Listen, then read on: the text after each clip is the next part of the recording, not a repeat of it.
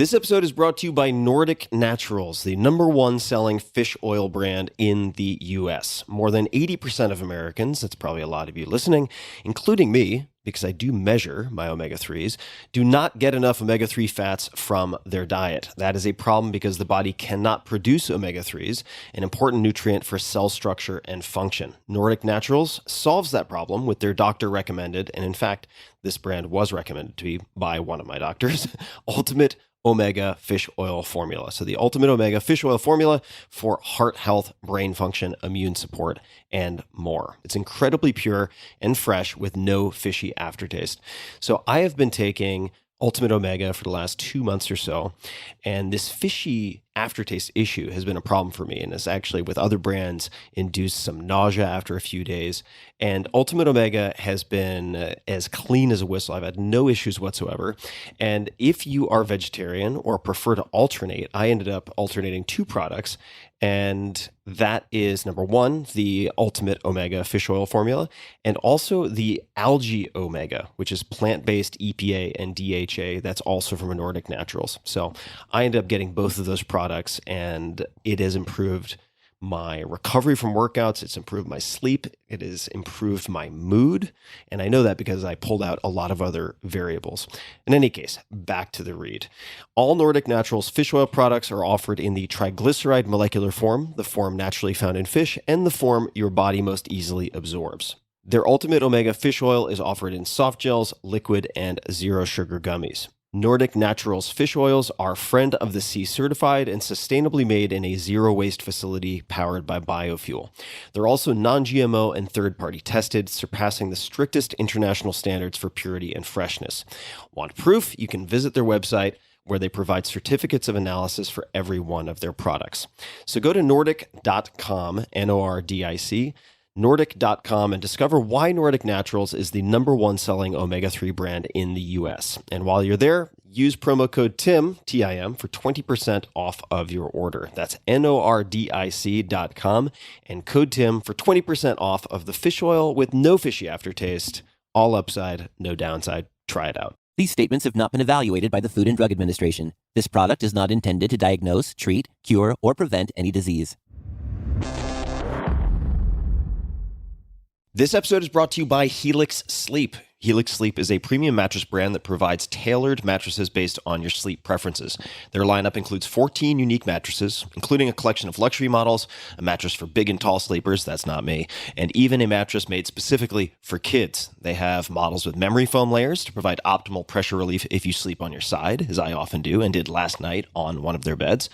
Models with more responsive foam to cradle your body for essential support in stomach and back sleeping positions, and on and on. They have you covered.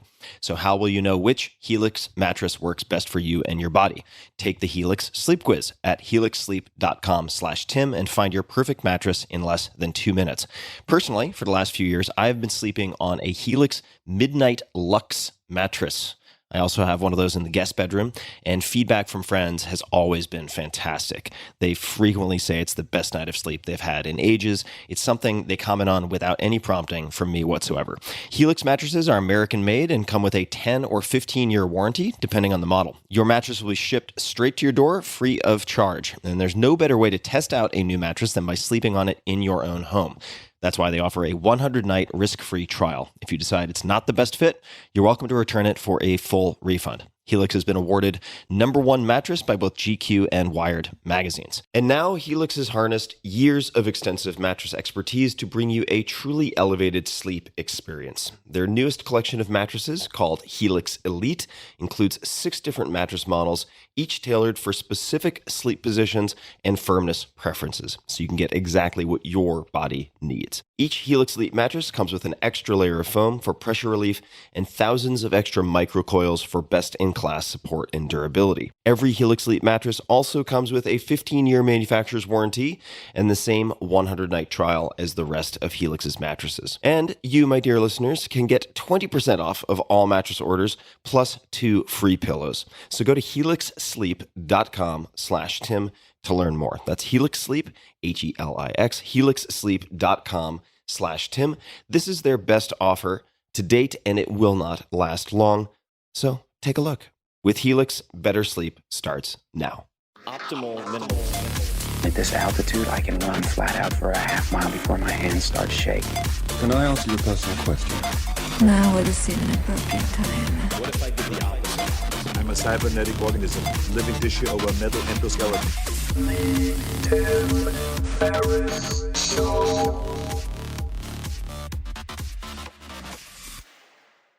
Hello, boys and girls, ladies and germs. This is Tim Ferriss. Welcome to another episode of The Tim Ferriss Show. And I'm going to skip the preamble. I'm going to keep it light. My guest today, my oh my, do we have lots to cover, and I'm excited to dig in. My guest today is Sheila Heen. This is her second appearance on the podcast. Sheila has spent the last 3 decades working to understand how people can better navigate conflict with a particular specialty in difficult conversations.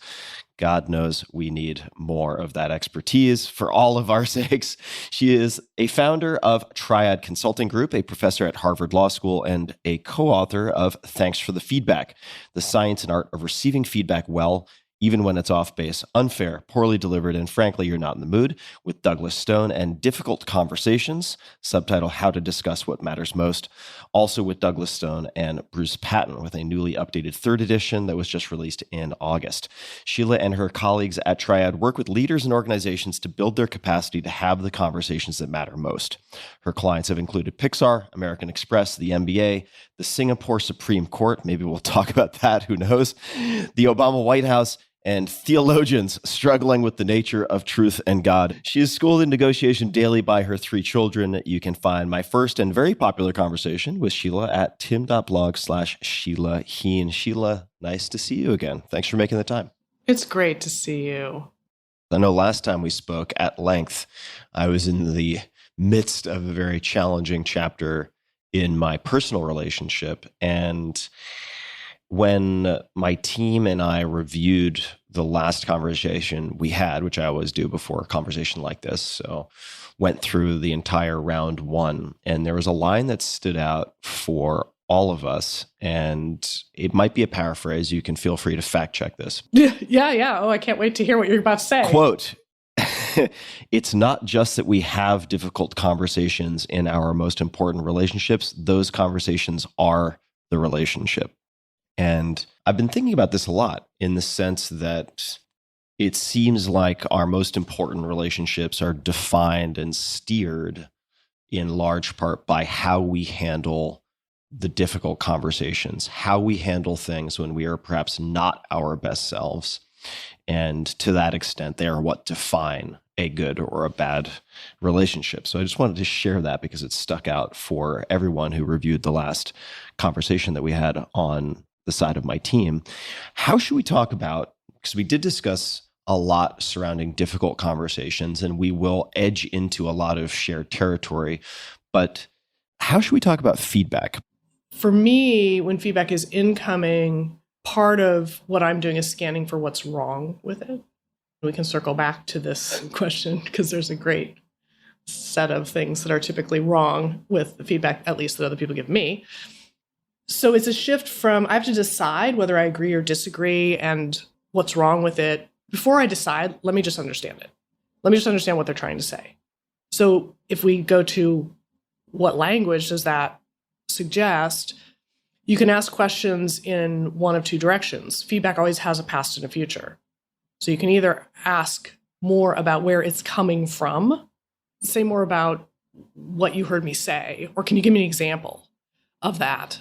Or tell me more about the impact that that had in the exchange. So you're asking questions of curiosity about what is it that you noticed that is prompting you to say this to me? The other direction that you can ask questions in is forward-looking. Where is it going to? If I were to take your advice, what would I do differently? What specifically are you suggesting or requesting? If I'm feeling particularly defensive, that second set of questions is sometimes easier. If I ask the backward-looking ones, it'll suck me into an argument about why they misunderstood or misremember, or that's not really what happened. If I just go to, okay, if I were to follow your advice, what would that look like in practice, in everyday life? And sometimes they have an instant reaction, and I realize, oh, you're just saying, drop you a note back to say, I got it. I can do that. if I thought we were talking about, am I responsive in a fully human, emotional way? You're just saying, just let me know whether you got my note. You don't have to give me the whole answer, which is, of course, why maybe I'm not responding yet. Because I'm like, ooh, gosh, that's a big question. Let me think about it. I want to give you a good response. And you're just saying, just let me know you got it. You can give me the full response later. So that's an example of, I now understand what you want. Sometimes the person doesn't know what they want. But then that centers the conversation on, okay, so I don't know how to change if you don't know what would tell you that this is better. There's phrasing from the last conversation we had that came up multiple times, which was help me understand, ... which I thought was very skillful because it is basically indirectly pointing the fingers at yourself, if that makes sense, rather than explain yourself, help me understand. Implies a level of responsibility on the receiver that might help to diffuse things or de-escalate things. If someone giving feedback comes in hot, so the wording might be diplomatic, but the tone is, listen, fucker, A, B, or C. Yeah, it's amazing how clear that message is. Any thoughts for either how to de-escalate or self-talk that you can use so that the person on the receiving end is able to kind of reply in a calm, cool, and collected fashion? It could be that calm, cool, and collected is more aspirational than realistic.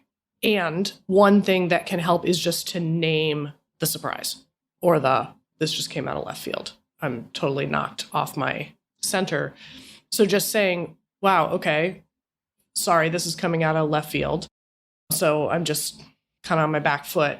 So that you're just naming where you're at in this moment. And sometimes just naming it can help you find your feet again. Because you're like, okay, I've just accurately described where I'm at. I can be in that space.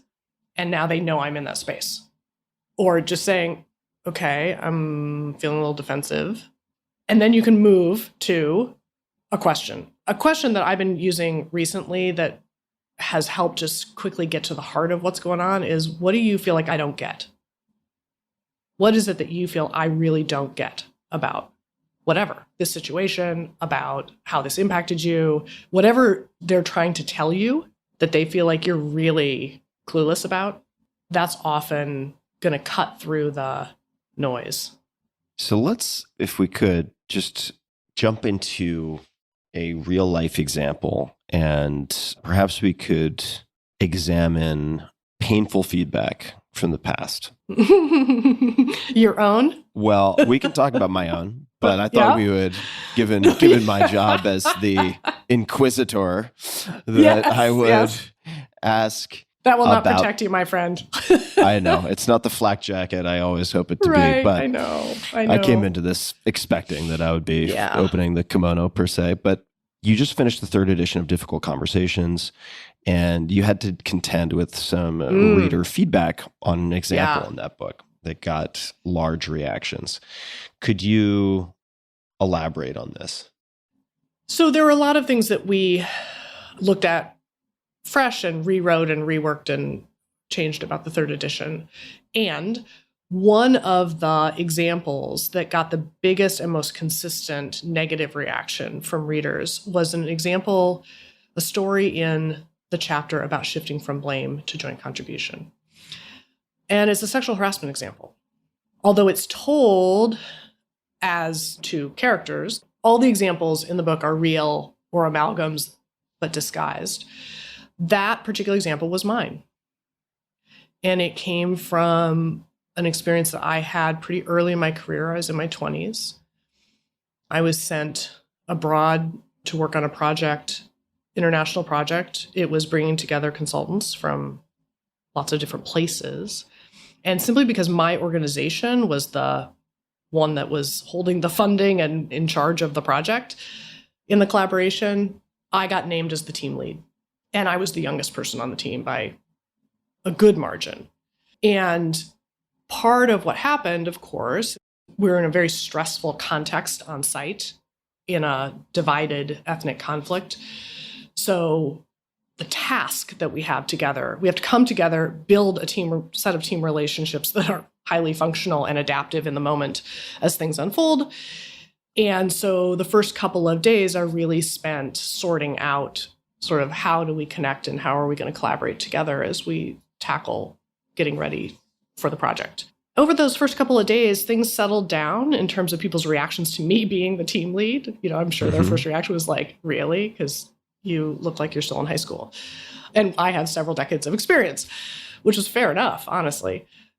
There was one guy who was particularly hostile to the idea and continued to be hostile to the idea. So I decide that the answer for this, to win him over and sort out whatever's going on with his hostility to my leadership, I'll assign us a piece of the next day to work on together, and then we'll just have to sort it out. We'll work on it one-on-one. So I did that, and it worked beautifully. I soon learned that it had worked a little too well, because he started saying things like, I feel like in another world, we would have fallen in love. He was indicating directly and indirectly romantic interest. And I was completely freaked out by that. So I'd say, oh, I'm married. He said, so am I. What's the problem? And oddly enough, I felt totally paralyzed by it. And I'm not a shy person. I'm pretty quick to speak up. In fact, that's some of the feedback I'm getting now, which is I'm a little too quick to speak up. We can circle back to that. Now I just have the opposite problem. And I felt like I'm sending the indirect signals and slightly more direct signals that I'm not interested, and it's not stopping. And I'm trying to avoid him, etc. He's always like right there at any meal. He's right next to me. And so I felt paralyzed because I felt like, gosh, I have to be sure that I'm right about his intentions, that I'm reading him correctly. Maybe it's just a cultural difference between us. There was no HR to go to, and it wasn't a hierarchical thing. Some sexual harassment situations are really tough because it's in hierarchy with a boss. Here, I'm actually in charge. And so the insight for me was, oh gosh, I don't need to be sure I'm right about his intentions. I just have to describe the impact that it's having on me, number one. And number two, and the reason it's in the contribution chapter, is that it suddenly started occurring to me that I might have been sending mixed signals by accident. In other words, I arranged for us to do this piece of the project together. And maybe that was signaling interest. And so if I just change my contribution, so my contribution to the problem was maybe inadvertently seeming like I was reaching out to give him special attention because I was paying attention to what he was doing to try to get him in our meetings, to get him engaged, win him over. And the other thing I'm contributing is I'm not saying directly that I'm not interested. So I'll change those contributions. So that was a big aha for me. We disguise it, we write it into the book. The reaction that we got was, we had one student of ours who told us when I got to that part, I threw the book across the room, which is not really the reader reaction you're hoping for. I don't know about you. What was the explanation behind that, if there was one? You're blaming the victim. You're blaming the victim. You're saying that she, the name in the book is Sydney, that Sydney is at fault for her own situation, that she should deal with it alone. In other words, she's got to figure out what she needs to change because she got herself into this. And people also had strong views about what was really going on with him. They had strong views about what you should do. Like, you should never have this conversation directly. It's unsafe. You should go to HR. So it was a very clear set of themes in the reaction. By the way, what's your reaction as you listen? My reaction as I listen is actually more a set of questions.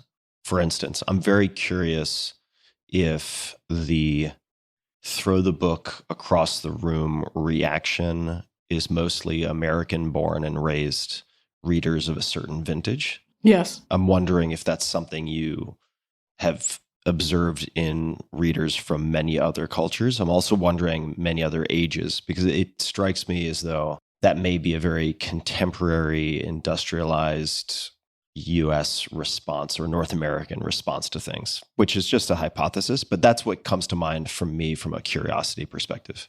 Totally. And what I particularly like about your curiosity is that, like me, it allows us to locate the problem in them. It's just that you guys are either, and I have this reaction totally, too young, like I was, like you'll get it once you're in the work world. A big reaction was like, well, this just can't happen. This should not happen, which I don't disagree with. And it does.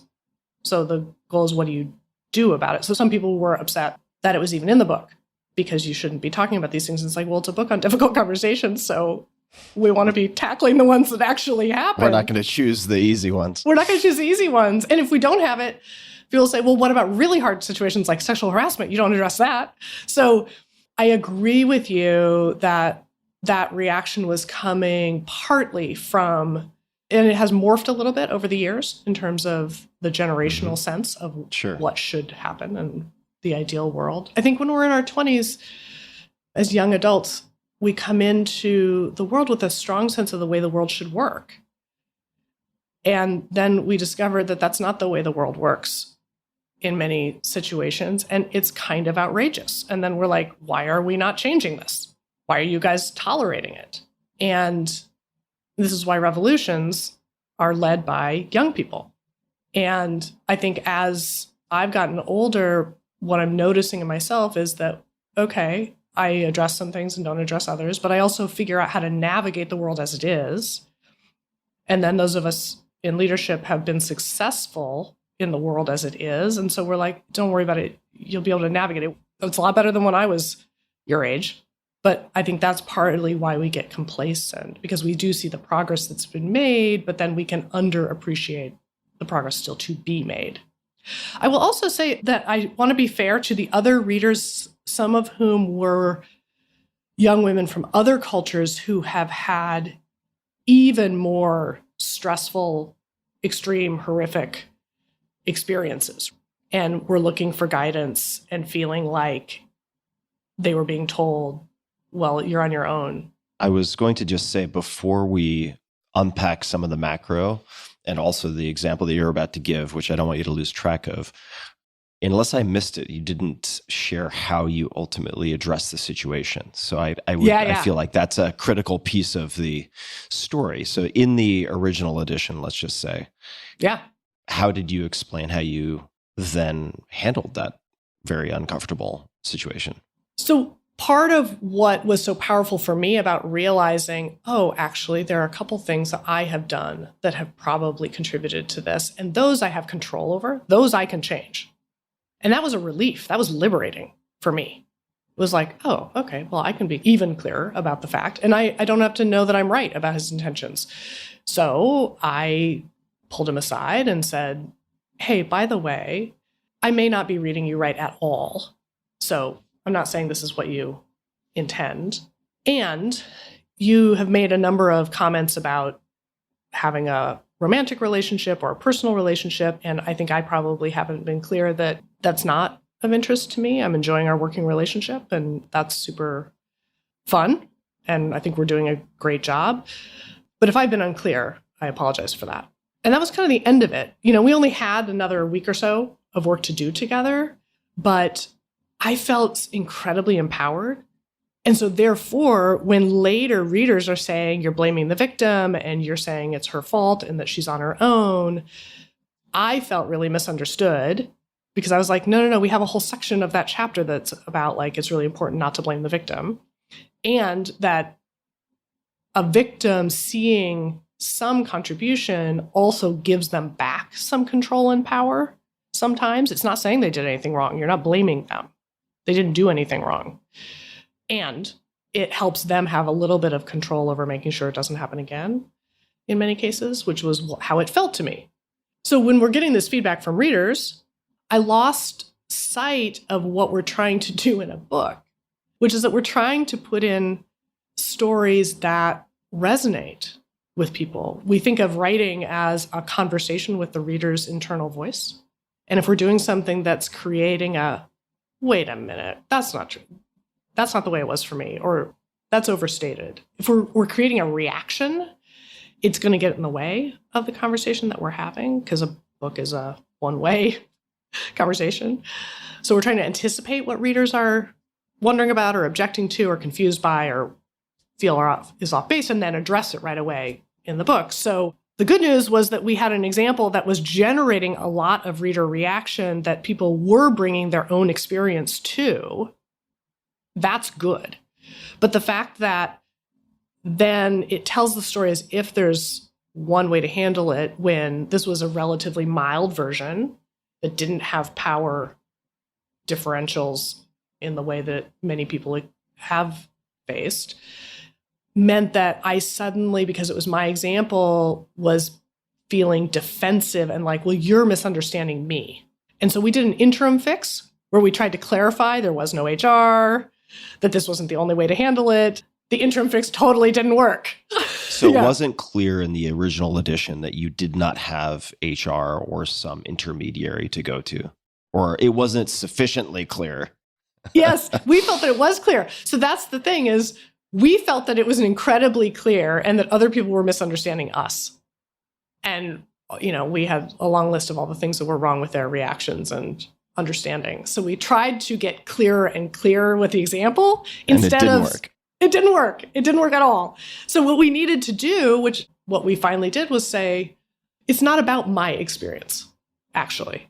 It's about what the readers are bringing to their own life experience and the felt pain that they want help with. And this example, the way we're telling it, is not meeting them where they are at, and is a particular version which is not universal. So eventually, in the third edition, we took it out. We replaced it with a different example that got to the points we were trying to make with it, because we realized that we're just creating more noise than help.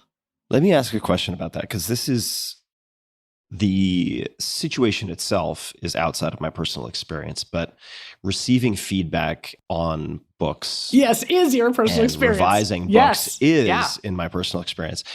So I'm very curious, did you receive strong positive feedback on that particular example from other readers, or was it pretty uniformly negative or confusion? Or did you also receive a equal amount or comparable amount of positive feedback from readers? There were a couple of people who came forward to say, oh, I actually really loved that example. It immediately helped me see situations where, oh, I feel more empowered, like I can see what I would do differently. I, of course, remember those really clearly because I hung on to them so tightly, right? Right. They were definitely way outweighed in this case. And you're raising something that's super common, whether you're a writer or just a human, which is you're criticizing something, you hate this thing, but actually don't you understand, that's the best part of me? Like, that's what everybody else loves. And so you get conflicting reader feedback. Could you say more about that? The part that other people like about you is that sort of contribution and reclaiming of agency. Is that what you mean? No, that often the things that we get feedback about from some people, our reaction is like, okay, well, that's just contradictory because everybody else is telling me that that's one of the things that they love about me. So talk to me, by the way, about reader feedback that you get, because I do think it goes into different buckets. Some is just people have different preferences. And so some people love this part, some people hate this part or wish it were different. I should say a few things. The first is that I try to, in the case of reader feedback, which is different from proofreader feedback, they're very different because when I reach out to proofreaders, I know the sample size. If I reach out to 10 proofreaders, I can look at which responses are positive, negative, neutral, 10 out of 10. But when you get negative feedback or criticism, there's a selection bias. If you are operating a customer service hotline, chances are the people who are thrilled with their experience are not going to be the ones who call in, or they're going to be far fewer. So it's easy to sometimes perceive that something is being uniformly across the board criticized when in reality, for instance, this has happened in the podcast where I've talked about certain things that I've done or said that have come under fire. And then people come out of the woodwork to say, hey, we are actually the silent majority who think it's great or totally fine, but we're not the ones who are on Twitter yelling and screaming about it. Yeah. So I just want to point out that sort of selection bias that I try to be aware of. I pay more attention to proofreader feedback generally than I do reader feedback. I pay attention to both. For instance, I was just giving someone this example last night. The 4-Hour Workweek came out in 2007, and there was a quote at the head of a chapter from Bill Cosby about breaking the rules that are set for you in an industry. And thank God that a number of readers pointed out, maybe that should be taken out for the next printing. And of course, I agreed with that and took it out. Yeah, we hear it quite differently now. Yeah, there's no upside to that, only downside. It detracts from the point I'm trying to make. And it's a distraction, not an addition. There's really no upside for the reader or for me in having that in. With proofreaders, and this will tie into the reader feedback, I am sending, say, a given chapter or chapters to professional writers who are friends of mine, who ideally have different sensibilities, also to non-professional writers. So let's just call them lay audience readers. And I'm generally asking, first and foremost, what do you find confusing? Highlight anything that is unclear or confusing. Second, highlight, if I could only keep 20% of this chapter, what I should absolutely keep. And then if I had to cut 20%, which 20% would you cut? And my rule with the proofreaders is, if one person among my small selection I've selected for good reasons, if they love it, it stays in. And to take something out usually requires a pattern. So if more than one person says, take this out, it's slow, it's confusing, it doesn't pull its own weight, whatever that happens to be, then I take it out. Those are my three biggest. I mean, if I added one more on, I would say, please note in the margins or in the document anywhere your mind starts to wander. So anytime you start thinking about your to-do list or your email or something else, that's an indication that I'm not building sufficient traction and momentum in the piece to keep you engaged, and I have to fix that.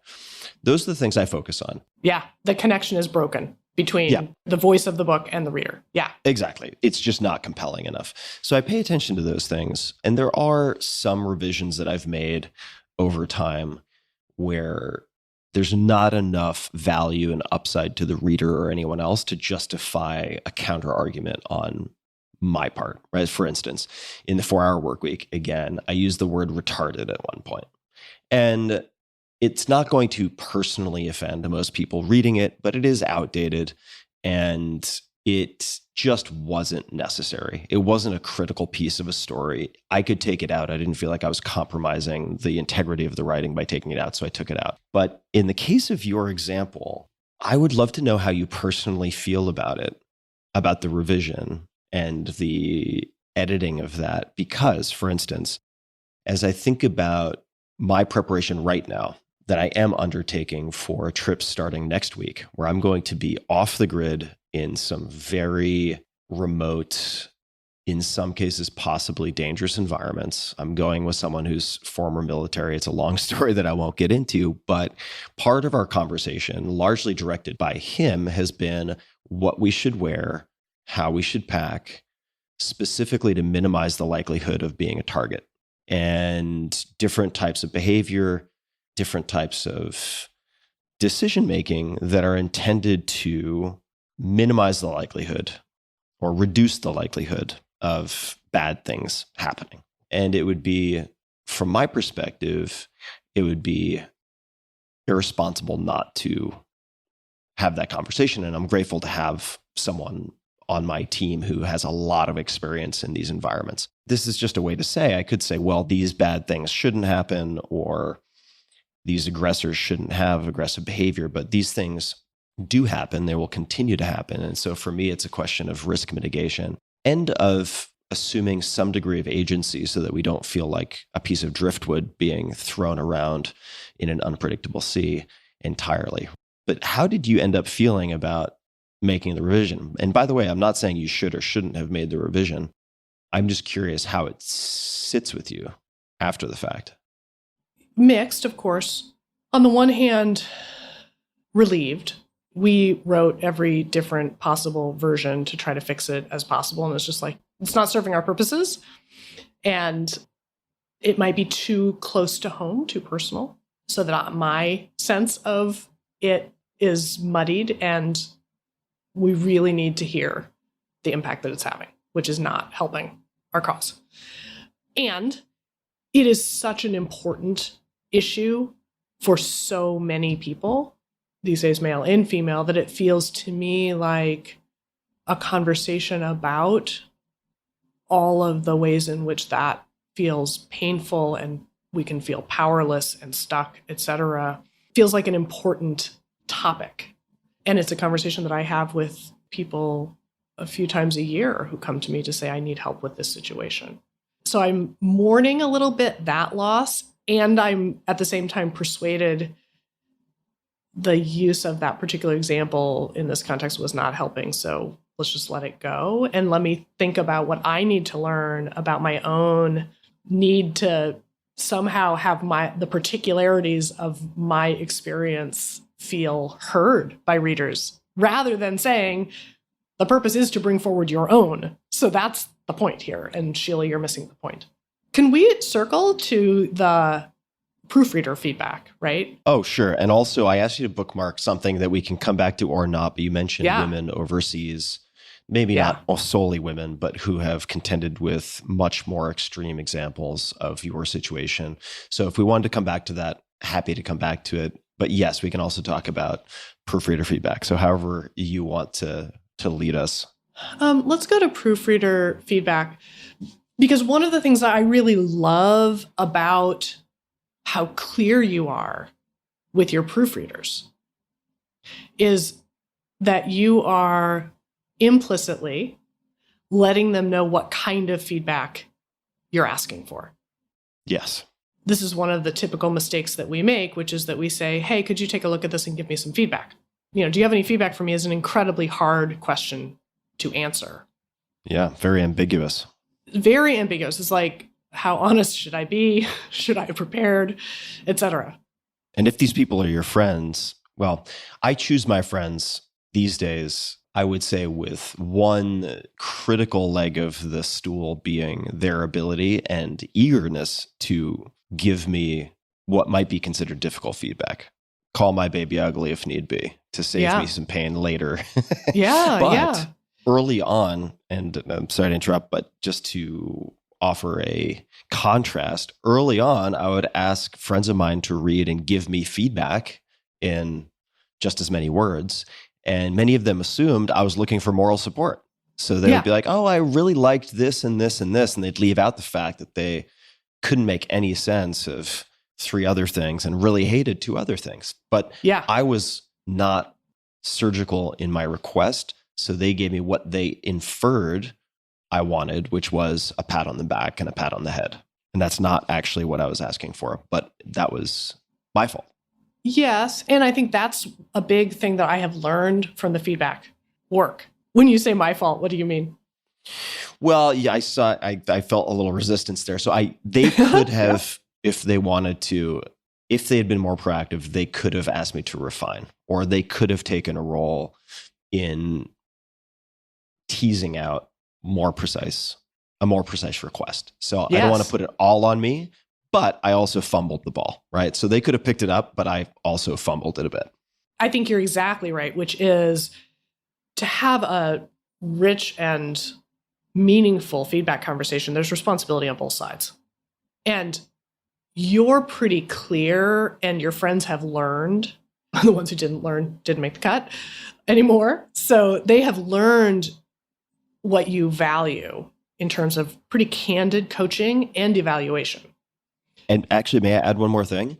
The people who are best at giving feedback will actually they will sometimes ask for further refinements in my request. Clarification. They'll be like, okay, well, when you say this, is what you're really looking for this or this? They will drill down until they're like, yes, I can repeat back exactly what you're asking of me. Great.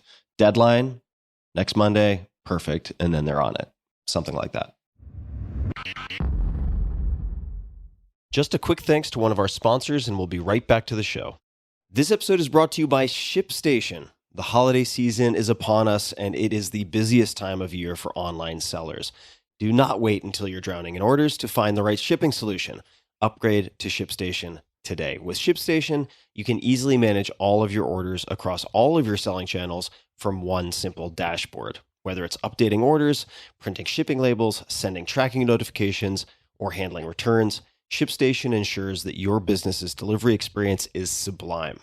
Not only can you save hours, many hours, by automating your shipping, ShipStation users can save thousands on shipping costs. With up to 84% off of USPS and UPS rates and the ability to compare rates across carriers, you'll always get the max savings. And with enterprise solutions, ShipStation is ideal for warehouse operations.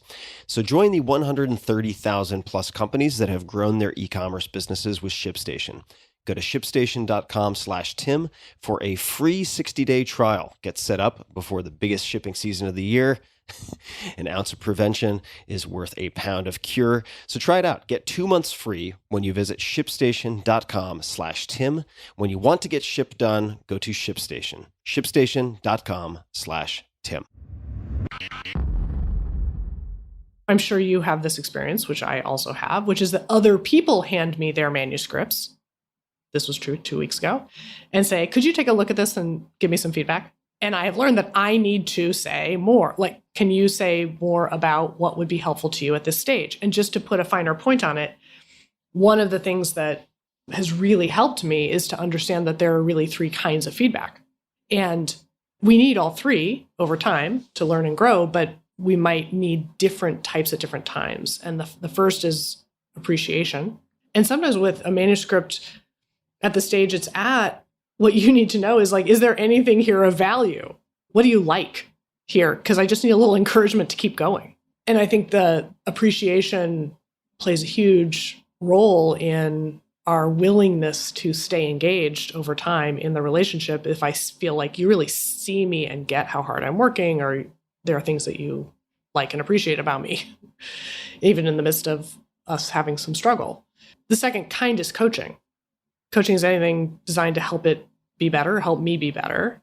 You're being really clear with your readers, like, tell me what's confusing. Coach me on where I'm not being clear.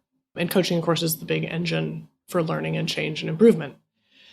But you're also actually asking for the third kind of feedback, which is evaluation, like rate or rank it. And what you're saying is, there's a standard for what stays and what goes. Tell me what must stay, like it well meets the standard for being essential. Tell me what doesn't make the cut in your view. And that's actually helpful to me. So you're actually asking primarily for coaching and evaluation in your request. And when people are that clear about what they're looking for, it's so much easier to respond. So if I could just bounce off of that, a few things. Yeah. The first is that I will also frequently not ask someone to check all of those boxes. Right. Often it's like one thing. Right. When I'm asking professional writers, especially, they have their own deadlines, they have their own work. Reading my stuff is not their job. So I'm asking them for a favor. Very often I will ask them to just indicate the 20% that has to go, or the 20% that has to stay, or just indicate what is unclear or slow, where you start to think about other things. And I'll make up for the lightness of that request by adding more people. I'll just have more proofreaders instead of more requests per proofreader. And I should also say, I want to give credit where credit is due. So Stephen Pressfield, incredible writer in his own right, and has written The War of Art and many other books, talks about resistance. And he became an informal coach/therapist when I was working on fiction for the first time about, let's call it, a year ago. And I sent him some very early drafts and asked him for feedback, being, I think, in some respects, masochistic. I asked him to just vivisect my work. And his response was basically, I've read it. I want to read more. Just keep going. And what I gleaned from that was that he said, that's great, kid. I recognize that you want me to tear this apart, and that's not what you need right now. So I'm actually going to give you the appreciation, not the coaching and evaluation. I'm going to give you like the pat on the back and the kick in the ass just to keep going, because actually that's what you need right now. And he was right. Of course, I'm speculating a lot about his inner experience, but that's, I think, the intention behind the feedback that he gave me. So how do people take this framework, the 3 kinds of feedback, and put it into practice, I suppose? What are some ways that people might think about carrying that into their day? They listen to this, they carry it into their day or their week. One thing that helps is just to be clearer about what you're short on right now or what you're asking someone for. Or if you're being asked to give feedback, to ask them and maybe not trust their answer. What I hear him saying is, implicitly, we're speculating, maybe I think what you just need is the encouragement to keep going right now. He could also be thinking, in the early stages of any fiction, there are 100 things wrong with it. You don't figure out what they are until you're further down the road and you are coming back and revising. So you're just not at the stage that's a good match for specific coaching, because you just need to keep going. Once you see where this arc goes, you'll back up and see and figure out what needs to change. Who knows? He's got some philosophy in his own head. In terms of getting specific about things you can do with this framework of types of feedback, they have different purposes. Easy way to remember them is ACE, ACE, appreciation, coaching, and evaluation.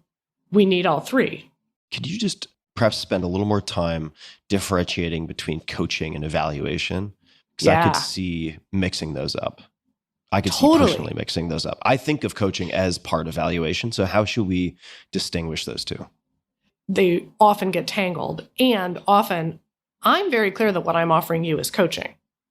For reasons that have to do with your personality problems, you're hearing it as judgment or evaluation, right? So there's often a mismatch between what the giver thinks they're doing and what the receiver hears. Yeah, it happens a lot. And partly that reflects the fact that packed into, implicit in any coaching is a little bit of evaluation, because if I'm giving you a suggestion on how to do it better, it suggests that you could be doing it better. And so we hear that, which hits an identity thing. Okay, so is coaching the what and the how of improving, whereas the evaluation is basically fail, pass, A+. It's basically giving someone a value judgment on their work. Good enough, not good enough. And then the coaching is, here are the steps to take. Yeah, so we have some set of standards for whether this manuscript is ready to go. Is it ready to go out or not? Standards for performance expectations.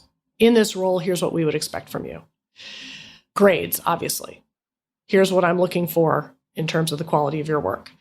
So yes, evaluation is rating or ranking against some set of expectations or standards, how you measure up. So just asking, am I on track for what you expected from me in this new role? So the question of how is this going in our relationship is often, how are you feeling about whether this is still exceeding your expectations or starting to feel wanting? That goes along with a whole bunch of coaching, potentially, for what I wish you would do. So the two are very closely related, but we have the biggest emotional reaction to the evaluation part because we hate being judged. It's hard. It's really hard to feel judged. And so we're quick to hear it in anything. I was looking at some of the prep notes, and one tactic, or maybe it's more of a practice that I'd love for you to describe, is the phone a friend, because this seems like a low risk, high reward way to cultivate the ability to look at things from multiple perspectives and to receive feedback well. So the supportive mirror, the honest mirror. Could you describe for folks what the phone a friend means here? So part of the challenge of receiving feedback is, as I think I mentioned a little while ago, when feedback is incoming, formal or informal, I'm scanning for what's wrong with it. As human beings, we're very good at wrong spotting. What they're saying isn't true. That's not exactly how it happened, or that in the context, that wasn't what was going to help. Who's giving it to me? There's all kinds of problems. I don't like them. I don't trust them. I don't want to be like them. They don't know what they're talking about. Why? I suspect they're giving it to me. They've got their own agenda for how they want me to change. When and where and how they gave it to me was outrageous and ridiculous. So if I can come up with what's wrong with it, then I can safely set it aside and relax and go on with my life. And the problem with that is that you're always going to be able to find something wrong with the feedback that you get. And it could be 90% wrong, right? But that last 10% might be just what I need to be thinking about in order to change and grow. So for instance, what they understood happened and why I did it doesn't make sense, and their suggestion for what to do instead wouldn't work. However, maybe the 10% is that they're highlighting that this is maybe a bigger problem than I thought it was. I have my own diagnosis and I'll come up with my own solution, but they're putting something on my plate that maybe wasn't as visible to me before. So part of the skill of becoming a better receiver is not letting my triggered reaction and my wrong spotting be the end of the story, to throw it all out, but instead to first work to understand the feedback. Then I can decide and sort what is right about it and what's wrong with it. Now, that's really hard for me to do by myself for a bunch of reasons, in terms of sort of the challenge to see what the giver means and the challenge to see myself accurately and all of that. And so I can phone a friend to help. And by the way, I'm going to phone a friend anyway. When I get upsetting feedback, I'm going to go complain to somebody else about it, right? Over a glass of wine, and we're going to make a big list about what's wrong with this other person and all the ways in which they're wrong. So what I can do is I can reach out to somebody I trust, which I'm going to do anyway, and I'm implicitly asking them to be what we call a supportive mirror, to join me in seeing what's wrong with it. Because if I'm really devastated by it, I'm not in a place where I can learn anyway. Like this one thing and this one mistake is the whole story about me, and I'm so knocked off balance. Or if you're just annoyed enough that you're spun up. Right? Spun up and rejecting it and pissed off. Yeah. Absolutely. This is just more evidence of what's wrong with them. Yeah, so I'm not in a great place, and I need somebody else to join me in just getting myself back to a place where I can maybe hear what might be right about it. So asking a friend to really ask you two questions and help you process in two directions. One is what we're doing naturally, which is be a supportive mirror. Join me in asking what's wrong with this feedback. Usually we quit there and go home because now we feel better. And in the meantime, our friend is thinking, it's not totally off base. And so we need to give them permission to then, when we're ready to shift and be what we call an honest mirror, and to help us see what might be right about it. What might be legitimate and maybe hard for me to see. When we have a visual for the supportive mirror, it's like a gold gilded frame. Show me at my best in flattering light. They're wrong. I'm okay. I'm fabulous. And we do need that. It's important not to skip it. And the what might be right about it is more like Black Mirror.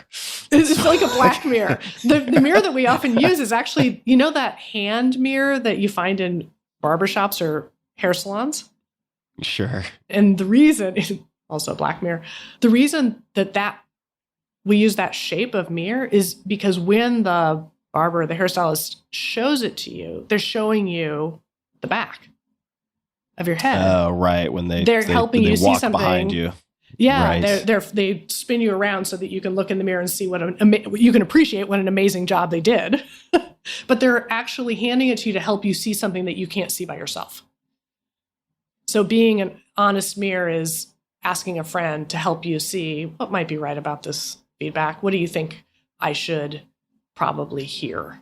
Okay. I definitely encourage people to do this. I mean, I naturally do this with a number of my close friends, is ask them for that barber spin around, look at the back of the head.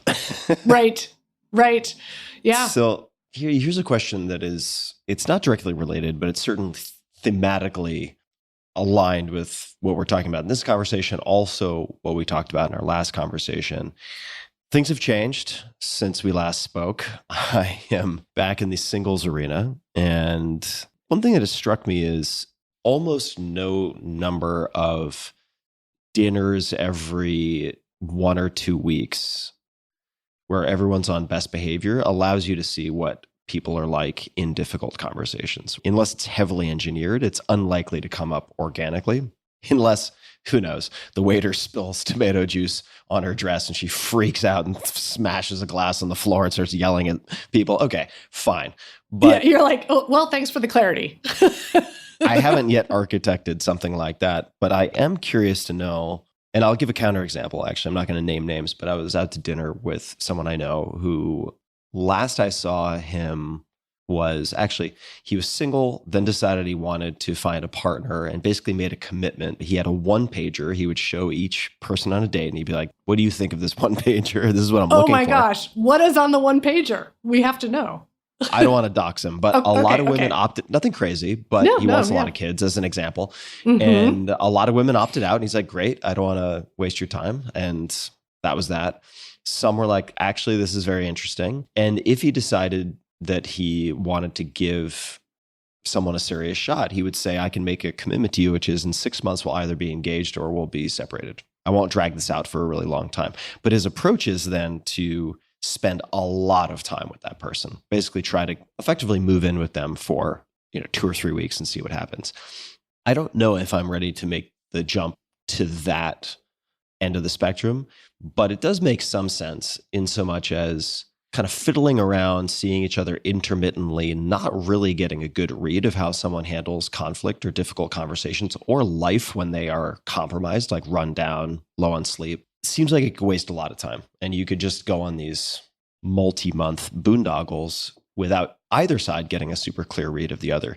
Do you have any thoughts on how to sort of figure this out sooner? I mean, I certainly have had the experience of, say, going on a week-long trip with someone and you see how they handle their luggage getting lost or whatever it might be. But are there any other simple or elegant or obvious approaches that I am just missing where maybe you could suss out a bunch in a conversation over dinner and I'm just not finding the path of least resistance with questions that really deliver? Do you have any thoughts about any of this? First, I'll note the efficiency orientation toward dating. Yeah. Well, I'm not getting any younger, implicit. Right? I mean, it's... I know. Seriously. I mean, yeah. I'm not actually saying it's wrong at all, but it's the lens. Sure. Right? Yes. You've named the lens. The 4-hour. Guilty as charged. The 4-hour relationship courtship assessment. Yes. Courtship. That's your next book. Maybe it's fiction. Got a ways to go before I'll feel remotely qualified to write anything. Yeah.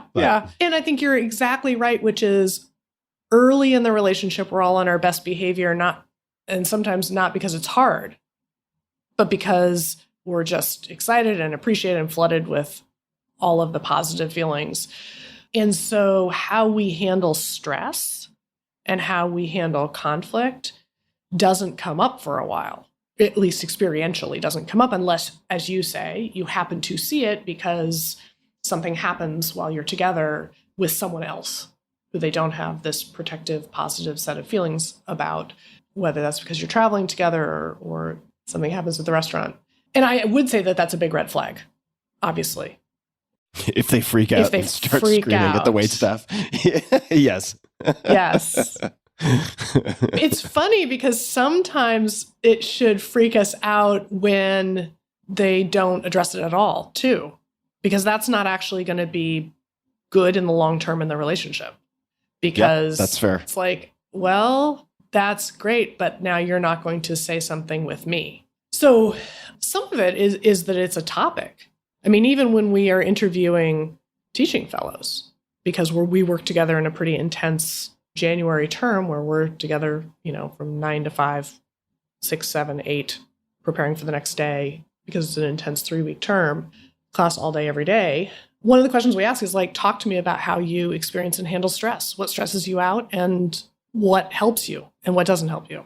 Similarly, talk to me about how conflict was handled in your family or in your past relationships in ways that felt right to you or that have felt frustrating or dysfunctional to you. I mean, it's a really interesting and rewarding topic of conversation.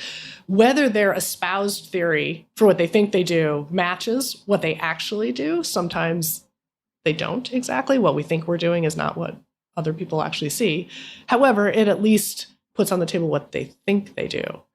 How would you answer those questions in terms of how you handle conflict and stress and what helps? How I personally handle conflict and stress? I owe my ex a huge debt of gratitude in the sense that I think on many levels she was and is very emotionally intelligent, very, very, very socially intelligent. So I learned a lot through osmosis and through coaching. I was not always the most enthusiastic recipient of said coaching, but nonetheless. It's like, I'm sorry, I was not realizing that I had hired you for this evening. Yes. Yeah. So I would say I tend to like to address conflict openly. So we may come back to what you mentioned earlier, where some people have given you the feedback that you're too quick to speak up. I do, and this has been consistent for a very long time. We spoke about this in the last conversation, but timing of those conversations matters a lot for me. Late at night, after a full day, when I'm getting ready to wind down and I already have issues with an overactive mind and onset insomnia, is not going to generally have the best outcome. So experimenting with other times, shorter duration, right? Start and end time type of quick check-in, clearing conversations is very effective for me. I have found the book, Getting the Love You Want, and some of the frameworks, asking for redos, having a shared language that allows you to, I suppose, resolve things with shorthand, but agreeing upfront that you are going to have that shared language and those practices, at least for a period of time as an experiment, I think is super helpful. So I feel like I handle conflict reasonably well. In my household, though, to answer that part, I would say I had, this may not be totally fair, but I think it's a decent read. I had one, maybe the term that you would use is a blame absorber in the form of my mom, right? Very conflict averse, quick to apologize for everything. And then my dad, if he's listening, sorry, Dad, but blame deflector in the sense that things tended to be taken very personally, tended to get very heated, very defensive. Why is everyone always ganging up on me, or fill in the blank? And to that extent, had an easier time interacting with my mom than my dad, but both of those coping mechanisms or strategies I have found myself using, and neither of them works very well. The deflecting, for reasons that are perhaps more obvious, the blame absorbing, I would say oftentimes because if I want a conversation to end, if the ask isn't clear, if, for instance, I'm being given coaching, but there are no examples that can be provided and I just see no resolution in sight, I am inclined to apologize just to make that conversation go away because I don't see it going anywhere helpful. But then if I find myself doing that repeatedly, and this is true for a lot of people, not just me, having a stewing resentment that develops because the apologies aren't really, one could say sincere, one could say not really deserved, possibly in some instances, right? It's a way to take the exit ramp off of this highway of fruitless conversation or debate or argument. So I would say I did not grow up with great models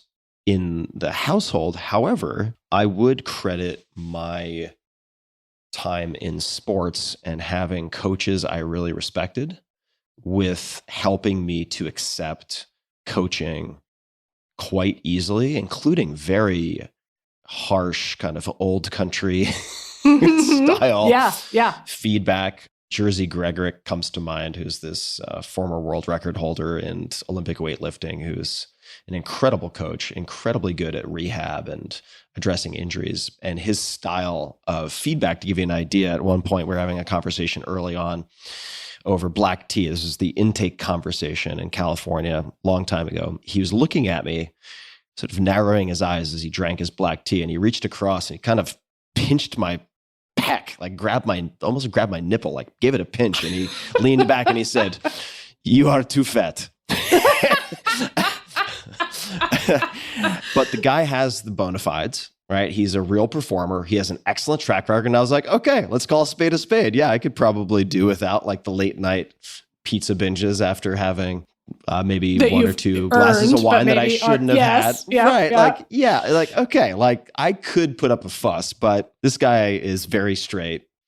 He's not exaggerating. His tone is very matter of fact. He's not saying it in some kind of finger wagging, holier than thou way. It's just a statement of objective fact. So fine. And so I would say that I feel very fortunate that in a sports capacity, and also why I think mandatory sports are an excellent, excellent idea for youth in general, I became very comfortable with fast, direct feedback in those settings. So the way that I navigate conflict and feedback is very context dependent. And I would say that over the last 5 years, the way that I am able to metabolize comfortably feedback and elicit feedback in my intimate relationships or personal relationships, let's say, has become much closer to what I'm able to do in the sports or skill acquisition arena, because I can do that with language and other things as well. It's not just physical sports. So that's the long story long, I guess. I'm happy to keep going though. If you want to keep me in the hot seat, I kept you in the hot seat for a while. So certainly if there's more digging we can do, I'm happy to do it. Well, so one of the things that strikes me, a couple of things that strike me. One is your experience with him. With Jersey. With the coach. Yeah.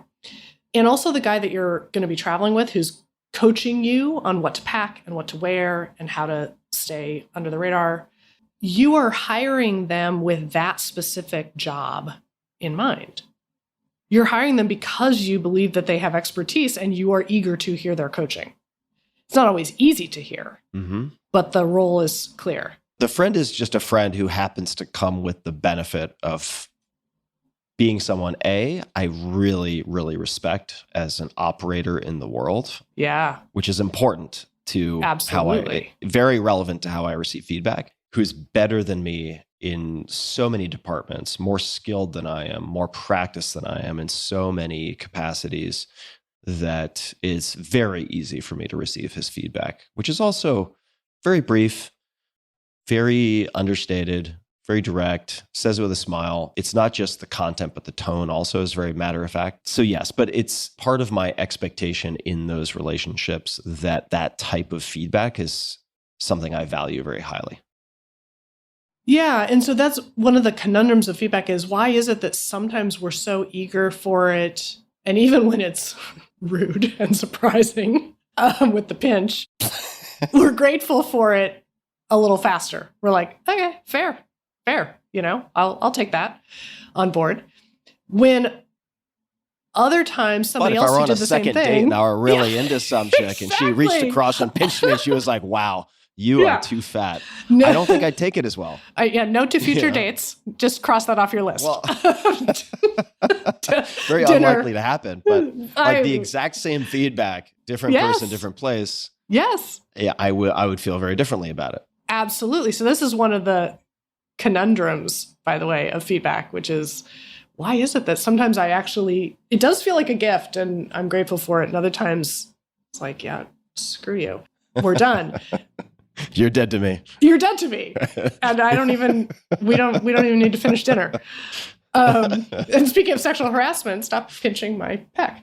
So we're going to come full circle here.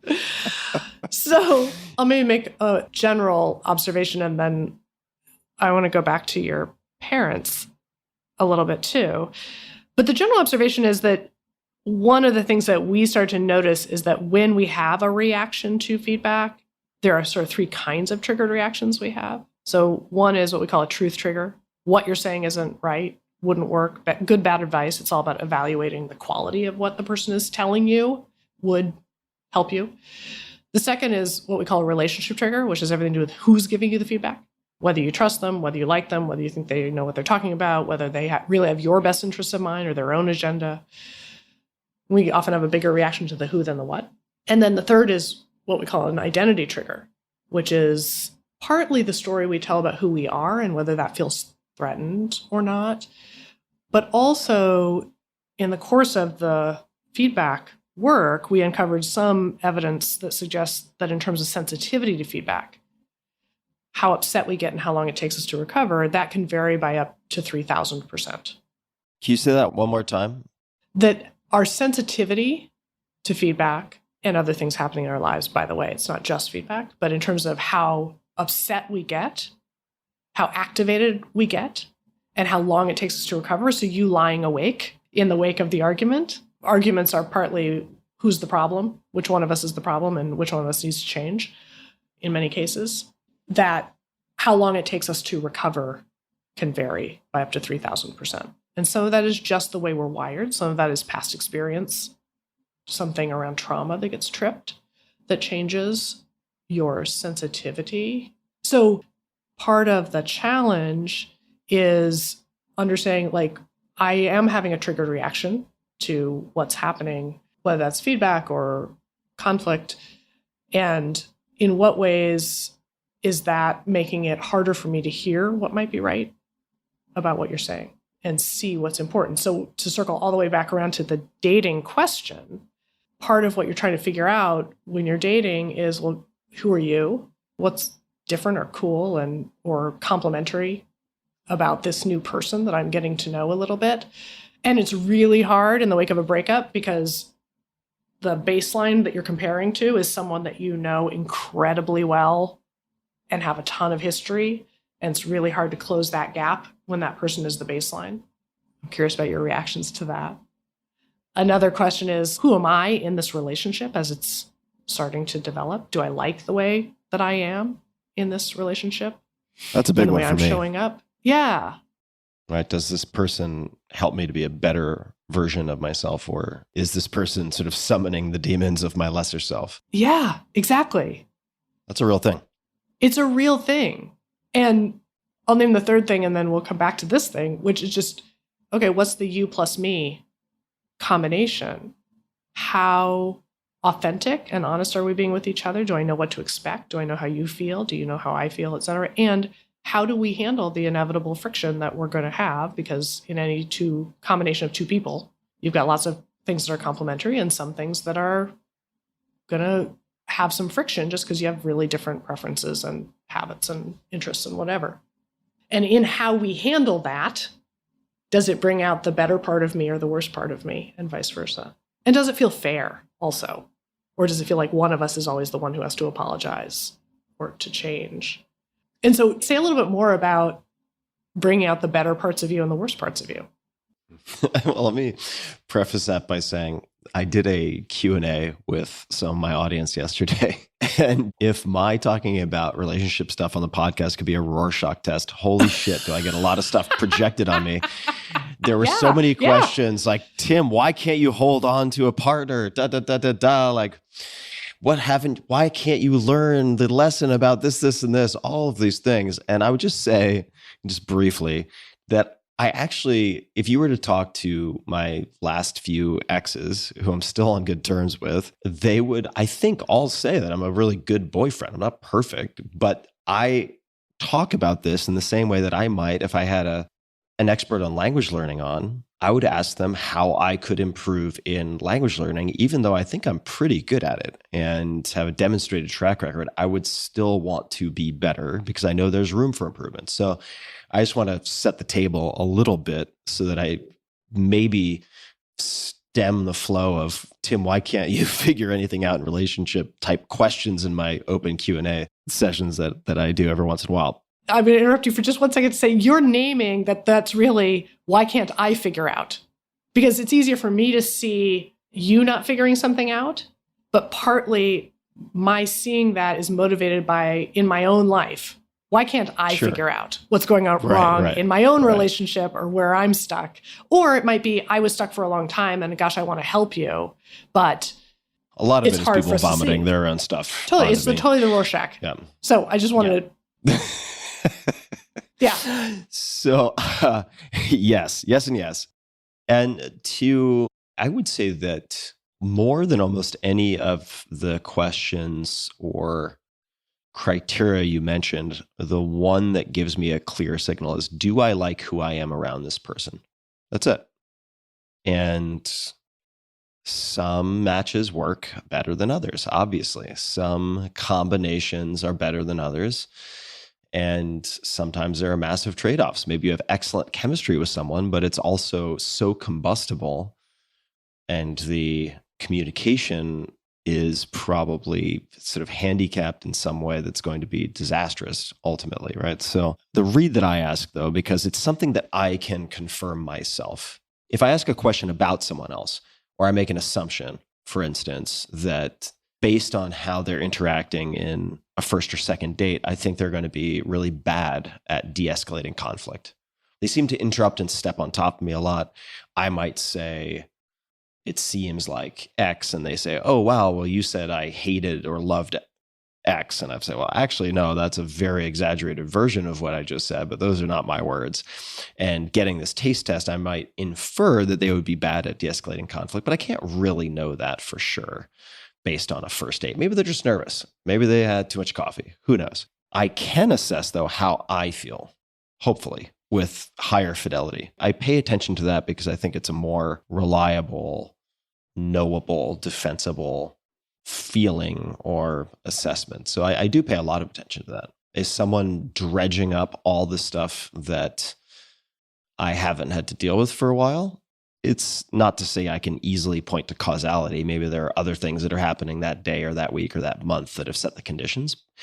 Or do I feel at ease? Are we laughing easily together, etc.? Am I feeling good about who I am with this person? Is very much at the top of my list. Yeah. And part of what I love about that is that you're paying attention to what is being called forward. And years ago, I was in one of those on again, off again, break up, get back together, terrible relationships that I couldn't quite see my way out of at the time. And my mom, who doesn't tend to say much explicitly, my mom gave lots of generalized coaching and instruction to us as kids, but she wouldn't tend to comment on something specific happening in the moment. She'd give general advice. It was up to you to figure out, oh, this where is it one applied. of those things. Yeah, one of those things. So she'd kind of leave you alone in the middle of it. But in the middle of it, she said to me one night, at this stage, I don't know that it's supposed to be this hard. And somehow that was like the light bulb that was like, yeah, actually, it's not supposed to be this hard this early. So I was so appreciative at the time, and it was just an observation. So I'll also then observe that the focusing on, gosh, where is this? I'm really enjoying the conversation. This is really bringing forward my best self. Then sits in tension with, and what happens when we get in conflict? Because then it doesn't test that sometimes. So what's your experience with that? Well, I would say that there's someone trying to make you feel good. It's not that hard. If we just go with like the heteronormative thing for a second, right? If a woman laughs at your jokes, you feel great. Yeah. So it's not hard for a woman to realize that and play that hand very well. There's someone trying to make you feel good. And then there's just how you feel from a state perspective, being around them, being exposed to them. And so I would say it doesn't show you the play-by-play of how something will unfold in conflict. And if someone is over the top cheerful all the time, that is definitely a yellow flag for me, because that isn't reality. When the pendulum swings really far in that towards the mask of everything is always great, it, in my experience, tends to swing very hard back in the other direction, equally into the darkness. So I'm cautious around that. But I would say if someone can make me feel physiologically calm and relaxed, and that is a byproduct of their personality, not necessarily the words they say or how they laugh at my jokes, that often I think is a foreshadowing of having a more easeful time in conflict.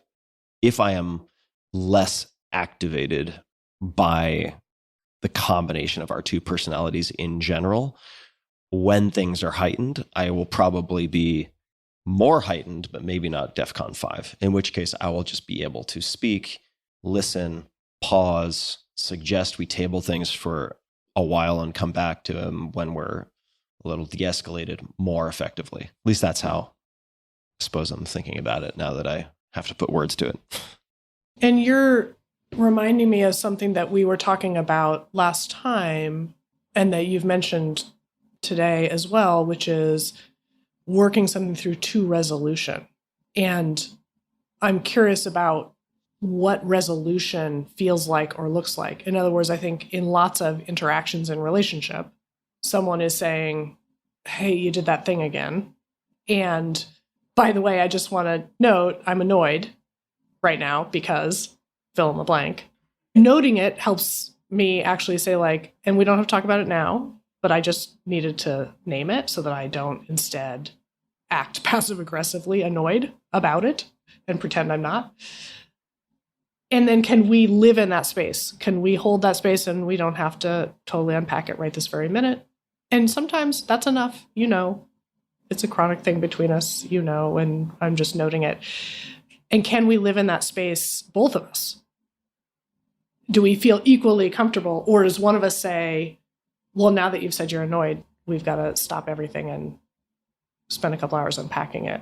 And what's our preference there? It's my nightmare.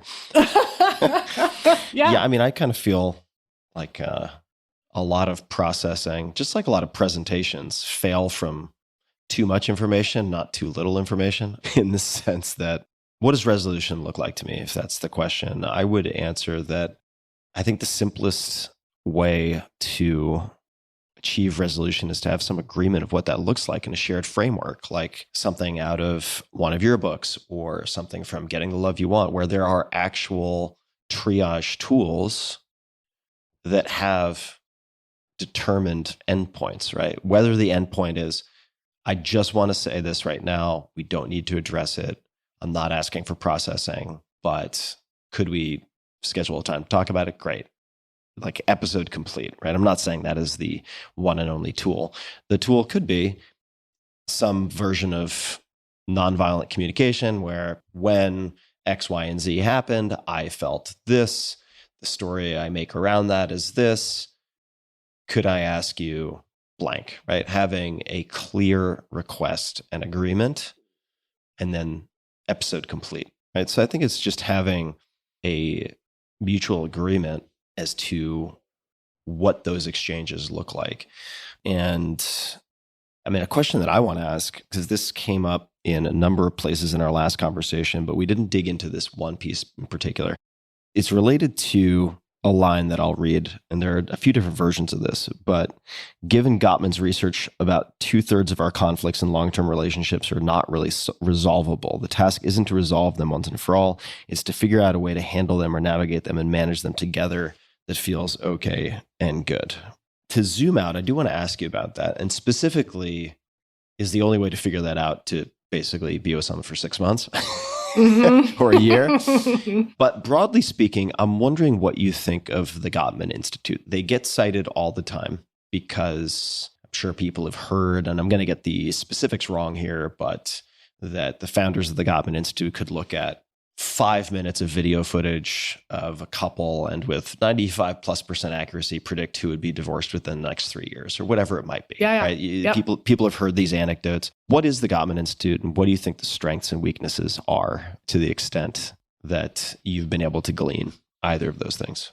I think that the work that they're doing is fascinating and additive, and there just aren't, particularly when they started, there weren't people really studying marriage and long-term relationships, good, bad, and everything in between. So there might be talk about why did things break down, but you weren't also looking at what was working for other couples. And from my point of view, of course, they're focused on what's most important, which is that they are inviting couples in. They're inviting them to talk about a topic that is stressful. So they're inviting them to have a difficult conversation. And they're hooking them up to heart monitors and all of that. And then they're recording all that data. And then they're following the couple and noticing what correlates with either self-reporting being happily married and doing that over time. Because sometimes people will self-report being happily married and then they divorce and then they're going back and saying, well, actually, I wasn't happily married, which may be revisionist memory, but also maybe it was good enough for me to be happy, but then we weren't talking about what we needed to talk about. Right. The good was good enough, but the bad wasn't being addressed. Right, exactly. The bad wasn't being addressed. So it felt like, well, we never argued about anything. Well, it's because one of us wasn't speaking up to say the things that were bothering us because it was good enough. So I think that the work that they're doing is incredibly valuable, and it's very descriptive, meaning it's identifying what are the variables. So, eye rolling is one of the things that is most closely correlated with the relationship fraying and divorce, partly because eye rolling is just an external indicator of internal, here we go again, I'm not really listening anymore, what they code as contempt. I'm not aware of a single culture where eye rolling has a positive indication. Right, exactly. So what they're doing is that they're identifying and describing what correlates with a relationship ending or seeming to have staying power. What I love about that is that it lines up so nicely with the prescriptive work that we do, the diagnostic and prescriptive work that we do to take a look at, well, what's really going on that's getting us stuck? Why am I rolling my eyes? Because I feel frustrated, unheard. We're falling back into our usual pattern where I don't expect there to be a resolution and I'm exhausted by that and I don't know how to get out of it. So it lines up nicely with our observations about what gets people stuck and also then what helps. But it gives us insight through another lens about the longer term impact of that. The fact that about a third of the conflicts tend to be temporal, you can say that they're resolvable or we move on because we had to decide where to live and we decided and now we're in a transient. They have an expiration We're not date. arguing about that anymore. We needed to figure out how to parent young children. We no longer have young children. Now we'll just have conflict about how to parent older children. So 2/3 are just reflective of the particularities of you plus me and where we're going to have some rub. And the question of, are we able to notice that, note it, and hold it with some humor and affection for each other in the midst of it? Even as we're honest and direct about, you're doing that thing again. And do we feel like I feel seen and heard and it's a relatively balanced sense of, sometimes you get your way, sometimes I get my way. And it's getting to be a less loaded topic rather than a more loaded topic. What's your experience with the loaded topics and eye rolling, maybe? I have very low tolerance for eye rolling. I just don't have time for people who behave that way. So that's a one strike you're out kind of situation. There are too many amazing people in the world. And there are too many people who don't do that also. There are plenty of people who don't engage with that. Let me preface, I'm going to ask a clarifying question about your question, but I will say that I was thinking about it a bit as you were discussing the Gottman Institute, that I don't say this much, but I've probably said it a half a dozen times, observing couples at dinners or at weddings where I'm like, they will be divorced within 3 years. 100% accurate. Yes. Far. Yes. Yeah. You should just be deputized to let people know. I don't think right. Honorary degree from the Gottman Institute. That's right. I honestly don't think it takes Poirot or Sherlock Holmes to figure it out. I mean, to me, a lot of it seems pretty obvious, but the eye rolling, making jokes that are at the expense of the other person, where you observe one person laughing who made the joke, the other person clearly not laughing. Yes. Any type of emasculating, which can go both ways, but any type of cutting down in a group environment seems so obviously a recipe for disaster. But when you say the loaded topics, or how I relate to that, could you phrase that a different way? What do you mean by that?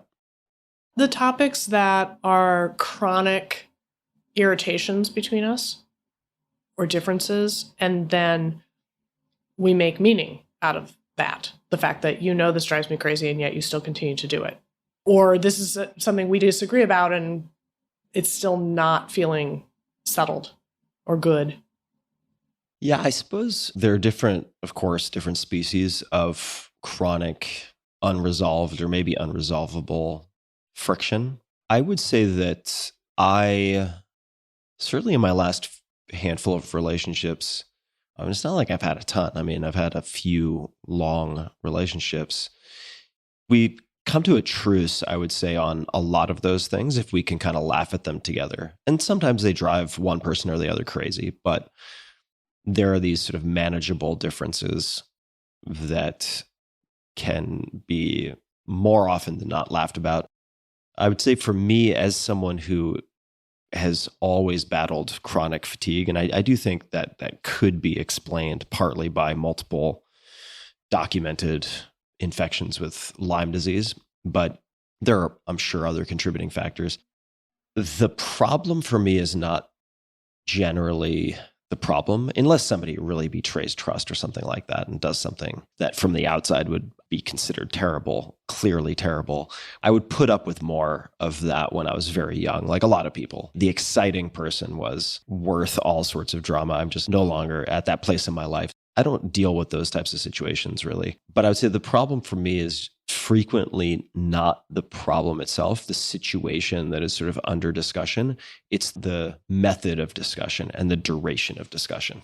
So for me, if constant processing becomes a defining feature of the relationship, that is a meta issue for me that is very difficult to metabolize, which doesn't mean I don't talk about problems. It's just like we should have a toolkit that allows us to, and also a degree of independent resilience and interpersonal resilience, whereby it's like, if someone dropped a piece of gum on the floor and they don't do it all the time, just pick it up and throw it out. Like it's not a big deal. Right. Accommodate the other person. Does not require a conversation. So I would say that for me, the most of the issues, at least those that are coming to mind right now, are not big in and of themselves. But if the discussion ends up feeling like it's just going in circles upon circles upon circles, then I do struggle with it.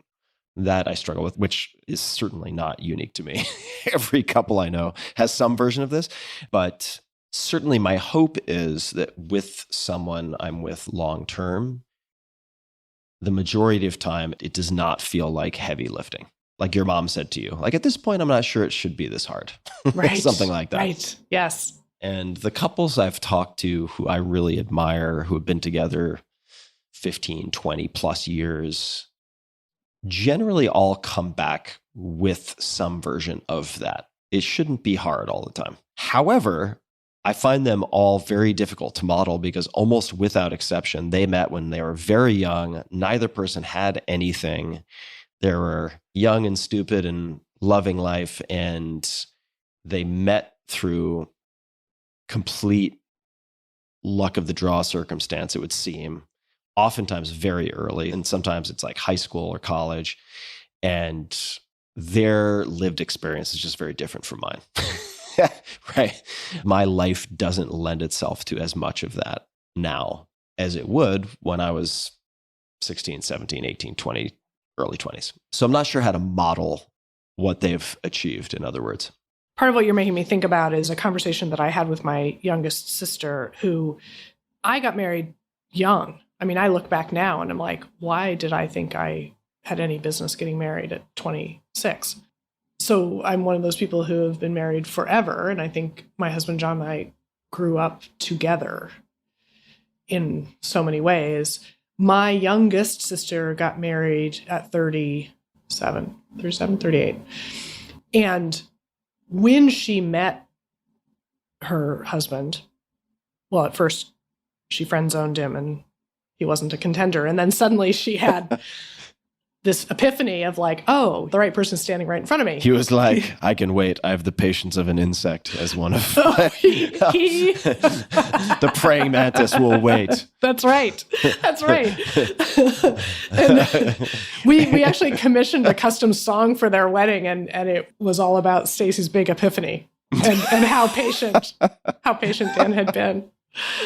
I know you will come around. Good for Dan. Yeah, exactly. Good for both of them, I guess. Good for both of them. And in real time, it didn't take that long. It felt like forever to him. But he then proposed quite quickly. So it was, my parents were visiting. My sister also lives in Boston. And she left the room, and he suddenly turned to them and said, I just wanted to let you know how much I am in love with your daughter, and I want to ask her to marry me and spend the rest of my life with her. And my mother's like, well, I have some follow-up questions. My father's like, be quiet. He said to me later, I wanted to leap across the island and kiss him. Yes, we love you. We think you're awesome. Which, reflects something about each of my parents.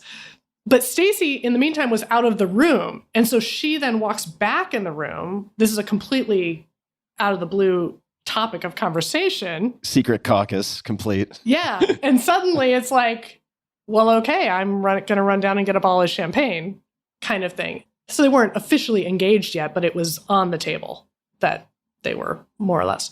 And they had been dating for less than a year. How long have they known each other, though? About a year. Oh, all right. A year before that, or a year? No, it was a no, year no. total. Yeah. Well, they probably met. Wow. They met through a mutual friend at a party. The friend had called Dan to say, you need to break up with whoever you're going out with because I'm going to introduce you to someone tonight. Wow. But she didn't know. I hope they get a bouquet of flowers every year. They have milked that for all it's worth. As they should. As they should. And they knew each other for a few months before she figured it out. And then they were dating in earnest. And then this is probably 9 months after that. So after all the toasts, she and I went for a run together. I said, how are you feeling? And she's, amazing. And I can hardly believe it. And also I'm still waiting to find out what's wrong with him. And my reaction was, well, 5 years from now, you're going to have a much more robust answer for that question of what's wrong with him. But the real question is, are they going to be deal breakers for you? And what would the deal breakers be? And so, Tim, I'm curious, given your experience, partly what you're listening for in the early stages of dating is, are there deal breakers here for me? Not because I'm judging this other person, but because I just know that combination's not going to work or whatever. And so one of them sounds like it's endless processing. Yep, endless processing would be one. And I want to own my part, obviously, in some of this, in the sense that I'm sure I contributed to situations that were uncomfortable enough for my significant other that she felt the need to process. However, I do think she also sort of leans that direction in terms of communication. So yes, endless processing, or a primary project being processing, like that is expected to be a dominant feature of the relationship. Necessary for sure, but a dominant feature of the relationship, no. I think that it shouldn't feel that hard. And if it does, chances are there are things that are probably irreconcilable differences. So that would be one deal breaker. Other deal breakers, if somebody throws sharp elbows, that's what I'm very wary of for a lot of reasons. But if somebody throws sharp elbows, if they are vindictive, if they speak in a really aggressive, upset way about their exes, those are all red flags for me. Not yellow, those are red.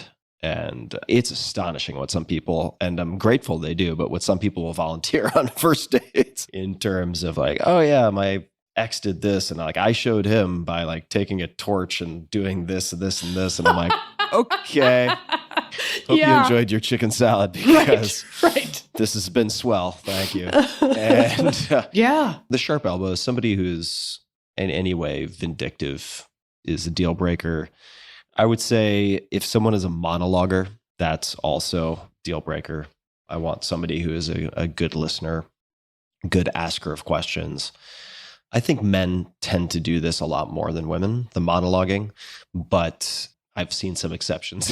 So I've dated some exceptions. monologuers, yeah, over talkers, people who step on me or other people when they're mid thought to like interject or one up, that gets exhausting. So those would be a few that come to mind. I mean, I'm sure there are others, but those are a few that immediately leap to mind when you ask. Well, and part of what you're describing is something that the Gottman Institute would reinforce, which is that what are our implicit rules about conflict? And that the couples that have staying power tend to have boundaries on no matter how upset I am with you, there are some places that I don't go. Because in a long-term partnership, you know each other so well that you also have the capacity to really hurt the other person. And part of, because you know what would hurt them. And you secretly think it sometimes, especially when you're frustrated. And that even in those moments, you don't go somewhere that is gratuitously that sharp elbow or vindictiveness or meanness. Yeah, you don't turn it into a Quentin Tarantino action sequence, right? It's not Kill Bill. Yeah, exactly. All of a sudden, yeah. Suddenly, you didn't know it, but I was wearing that yellow suit. The yellow jumpsuit under my pajamas tonight. So I think that the boundaries that we each assume on how we handle the hardest moments, those being shared boundaries, feels like a wise guideline to have for yourself. The other thing that I was thinking about your processing point is that for me, it feels like, boy, there's a long period during which where we're bumping into each other and where there's some friction between us, processing it to understand it better. Like what was going on with me that I did interrupt you, which by the way, interrupting is one of the things feedback I give my husband because he's a big interrupter, which makes me crazy. And that means in part, see, I'm blaming him for this, that I am an interrupter because if I don't get my word in edgewise, I'm not going to get in. And I think as a woman and a professional in some of the spaces I'm in, being willing to speak up, to get into the conversation when there's a moment to do so has in many contexts served me pretty well. And in other contexts and other relationships, I'm doing to other people exactly the thing that he does to me, my husband does to me, that makes me so want to kill him. The Kill Bill comes to mind. So I think the question of understanding, gosh, what's going on with me? When does it happen? What's going on with him? When does it happen? That kind of processing can be helpful. And then there's a point where we've talked about it 100 times. We've dissected it 100 times. We're back doing the thing that triggers the reaction. And it just is. It just is. So there's a point where you have to decide. And for me, the switch is he's changed as much as he's going to change, or I've changed as much as I'm going to be able to change. I do it maybe less often, or he does it less often. I'll still do it sometimes and misstep. So if I assume this person is not going to change, can I live with that? Can we each live with that? And if so, then it's easier to have the, let me just note, you did that thing again. Oh, you're right. I apologize. We can talk about it later if we need to. And we can move on because we don't need to reprocess something that we have already processed. And we're at the limits of how much each of us is going to be able to change sometimes, like in some moments.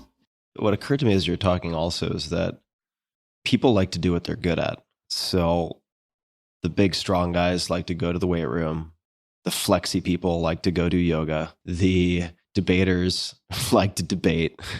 And the people who are on some level good at, say, emotional processing like to emotionally process.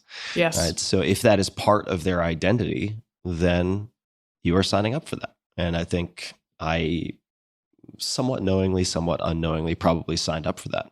And she is very, very good at it. It was, I think, a constitutional meaning personal constitution Yeah. mismatch of sorts. It's a national constitutional issue. Yeah. Yeah, I'm not talking about the Second Amendment here. Relax, everybody. Yeah. But yeah, people like to do what they're good at. And I need to be cautious about that too, right? Because my response to some of that would often be to try to kind of put her in a cattle chute to get her into this like logic puzzle where I knew I would be better, right? And that's I try to steer her into some labyrinth of spreadsheets and analytics because I'm better at that stuff. And that wasn't helpful. It was hugely counterproductive, I'm sure, at many different points, but that's what I'm good at. So more and more, I've tried to cultivate an awareness of what I do because I am good at said thing, whatever that is, which applies to so not just relationships, but also how you structure your day and your week and choose your projects. Like, are you choosing these things because they're truly the most important, or are you choosing these things because you happen to have some skill and therefore it's comfortable for you to do these things? I think about that a lot. I just want to make an observation about what you just said, which was so insightful, and where you feel comfortable and what you're good at. Because for some people, I don't know her, so I don't know if this is true of her, but for some people, part of what makes them feel safe or secure or reassured in a relationship is to rock the boat. I've had some relationships like that. And rocking the boat so that we have something to process helps me feel connected to you. It's redemonstrating that you care. And that processing, emotional processing, goes to a place that feels comfortable to me and feels reassuring to me. In that place, if we go back to the 3 positions, which is just, there's my perspective, which is obviously correct. Then there's the other person's perspective, the second position, and they're inside their story and their world and why they think they're correct. And then either or both of us could step to the third position. What would a neutral observer say about what's going on and what might help us get through this? She's in the place where, like, I want to be connected with you. We need to be ourselves connecting in the first and second position.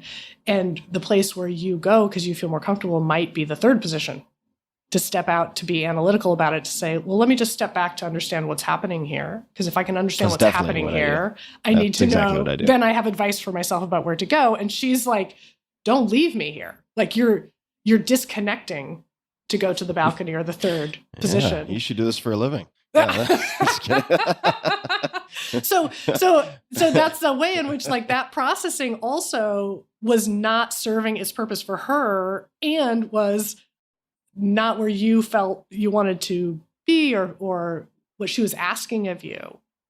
That resonates as very on point. And I would further say that I contributed to that by, for most of our relationship, being very weak in terms of her love language of words of affirmation. So it would make sense to me that with a deficiency of words of affirmation, that one could be male, female, doesn't matter, would want to rock the boat to elicit that type of connection in processing to get those words of affirmation. So I think I almost certainly contributed to that very directly in that way. Yeah, I have that same profile. That's a weakness for me also. And I see it showing up in my personal relationships as well as my work relationships. Giving words of affirmation? Yeah. My family was not a super demonstrative family to feel the need to say it out loud. Yeah, same. It's changing. So how do you work on that? I'm curious. I mean, I have improved. I'm still very much on training wheels, but I have made substantial improvement, I think. How are you working on it? What have you found helpful to work on giving words of affirmation, positive reinforcement? Because I did not grow up with a whole lot of that and very much learned to do without it in, say, sports as well and in skill development. Kind of trained myself not to really require it and to be intrinsically motivated. So I then expect that of most people, which is an unfair expectation. It just doesn't map to reality very well. So how have you worked on it? You know, some of it is just with conscious reminders to myself to do it. Like a timer on your phone, an index card with 5 lines that you can pull out and be like, hold on, John. No, I'm kidding. Yeah, well, you're That's kidding, the kind of thing that I might do. Honest to God. Yeah. I mean, and it's also trying to get better at noticing in myself when I do feel grateful for something somebody did. Like I get an email that I'm just like, oh my God, that is so helpful. Just to remember to say it out loud. The other thing that I'm to just shoot them back a note to say like, thank you so much for taking the time it took to send this to me because it's incredibly helpful. And that's all it needs to be. I also noticed that I'm better at it in writing than I am verbally. So that's okay.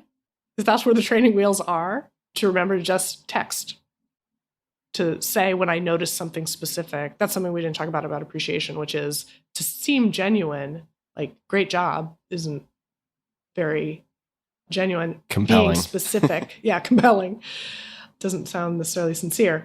That being specific helps. So also just like, hey, I particularly appreciated your note, or I thought your whatever was particularly had a really big impact on me.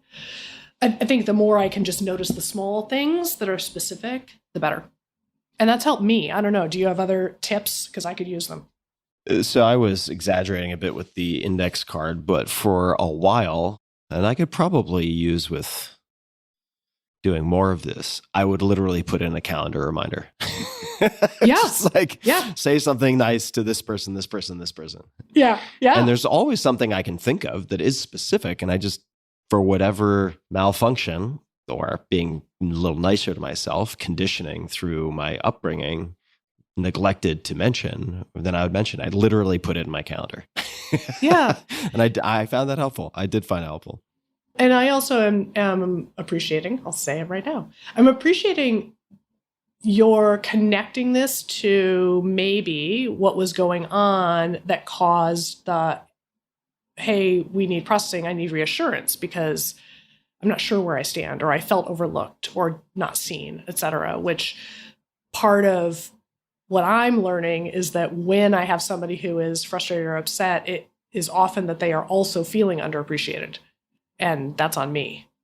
So let me ask you a bit about giving feedback instead of receiving. And I know we've touched on this indirectly and maybe even directly in this conversation, but for people who are in the supervisor, boss, or it could be significant other, but we've spent a bunch of time on the personal. Let's talk about the professional, even though they're two sides of the same coin. If you are giving feedback to someone who tends to be sensitive, I'll just set the stage. This is not actually really the case for me right now in any capacity, but it has been at various points with employees, with significant others. What are your suggestions for giving feedback and how to open that door, hopefully in a way that doesn't immediately provoke or exacerbate a really defensive type of kickback? One foundation thing is have the two of you had a conversation about how they prefer to get feedback. And that can be one of the most helpful and powerful things to do, which is to sit down and talk about, hey, what makes you feel appreciated? Because some people need to hear the words. Other people don't really care about the words. But the fact that you come to them for advice with some of your toughest problems, or you would like their input on your proofreading, tells them they're valued, right?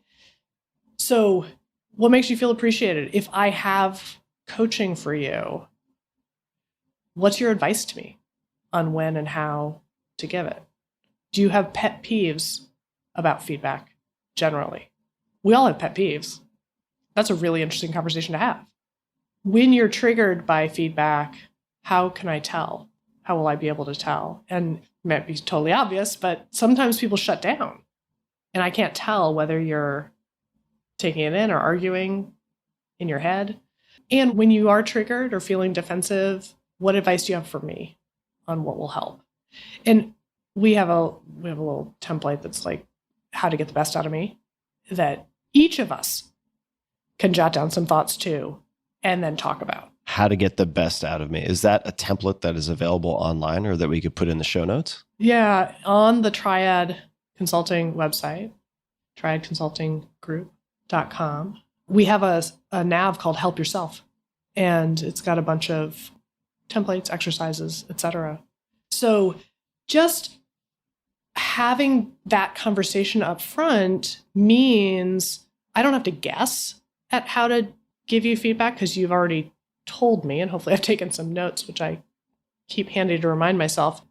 And so I can refer back like, hey, I had a couple of thoughts about the presentation last week, and I wonder when it would be helpful to chat about it a little bit or whatever, right?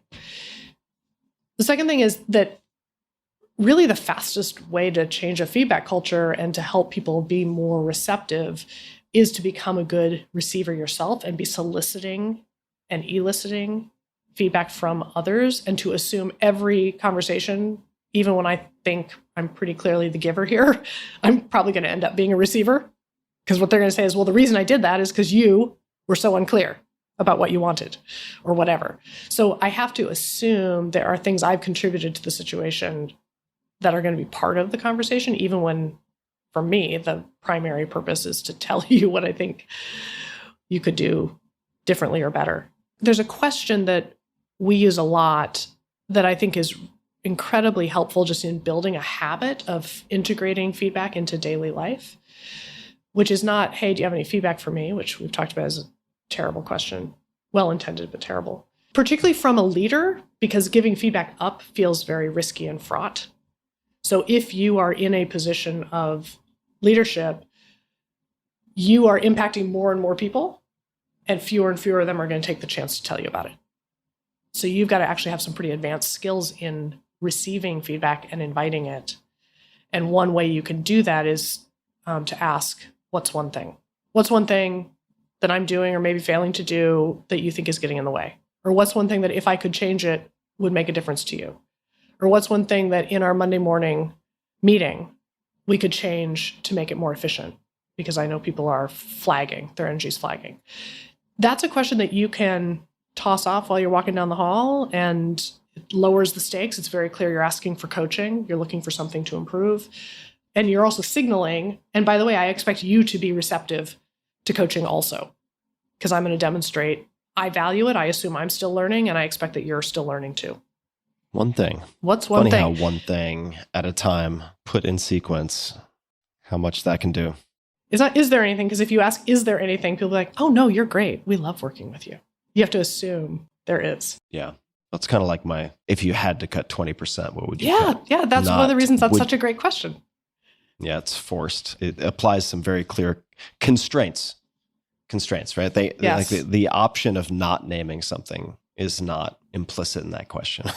That's fair. Do you get people who ignore the question anyway?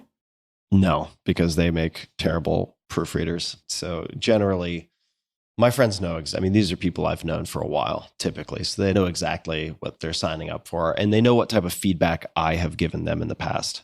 Right. So it's reciprocal. Oh, yeah, for sure. So they have a very good idea of exactly what I'm looking for, and they'll ask clarifying questions if need be. But the what is one thing, ... is a really useful heuristic for getting the type of feedback, but that may not be forthcoming, especially if you are at the top of the pyramid or in the hierarchy in a leadership position. Well, Sheila, we've covered a lot. What have we not covered? Is there anything that you would like to discuss before we begin to wind to a close? Have we neglected anything that pops to mind? We've certainly gone through a lot of different scenarios. We've gone through the interpersonal, we've gone through intimate relationships, we've gone through professional environments. Is there any particular point that comes to mind or anything you'd like to add before we begin to land the plane? What's in my head is maybe a follow-on to what you just said about the one thing and being in leadership, which is, so when we were working on the feedback book, part of the challenge is that the need to give feedback is a felt problem. Like, I have feedback for you. I'm carrying it around with myself because I don't know how to give it to you. Or I've tried to give it to you and you're not taking it. So if there's a book that would help me do that, I would buy that book and could use some help. The need to receive feedback from other people who are carrying it around and not giving it to us is not necessarily a felt problem. I'm oblivious to it. I have mixed feelings about it. It's like carbon monoxide. Yes. It's the invisible killer. That's right. It is the invisible killer. That's actually a very good That's a very good metaphor for it. So do I want a carbon monoxide detector? I do. I know I should. You do. And it's also moving from a push model of learning. I decide what you need to learn, and I push you to learn it, to a pull model of learning, which is I'm curious what you think I have to learn or could improve, which is very much your stance, Tim. It's very relaxing to be with someone who has that stance, right? It's also, and I think your book does a great job of this. I mean, it is a learnable skill. I learned this through skill acquisition where, for instance, I would need to have to turn lay people, non-coaches, into coaches. And to do that, you have to elicit with lots of very specific questions and very well thought through questions. For instance, if you want a native speaker to help you learn your target language, that is actually a very big ask and very challenging if they are not trained teachers. If you go up to a native English speaker and you're like, tell me the difference between anything and something, or like, when do you use and versus the when it's a new person being introduced to a sentence? Like, there's most native English speakers would fail the test of English as a foreign language or do very poorly. It would be so confusing because what is reflexive is not something they can explain. And so I think I've developed that stance through a lot of repetitions with mostly different skills.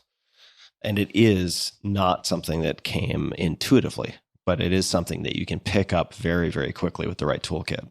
And with that toolkit, you become an incredibly skilled and fast learner.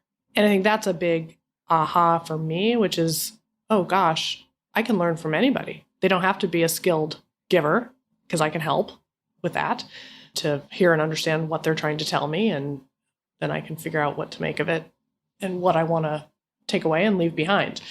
The last thing on this front is that as leaders, sometimes people will say, well, I don't really know what I should be working on. And my answer to them is like, well, you know who knows? Pretty much everybody else. Everybody around you has a list of the things you do that make it harder for them to do their job.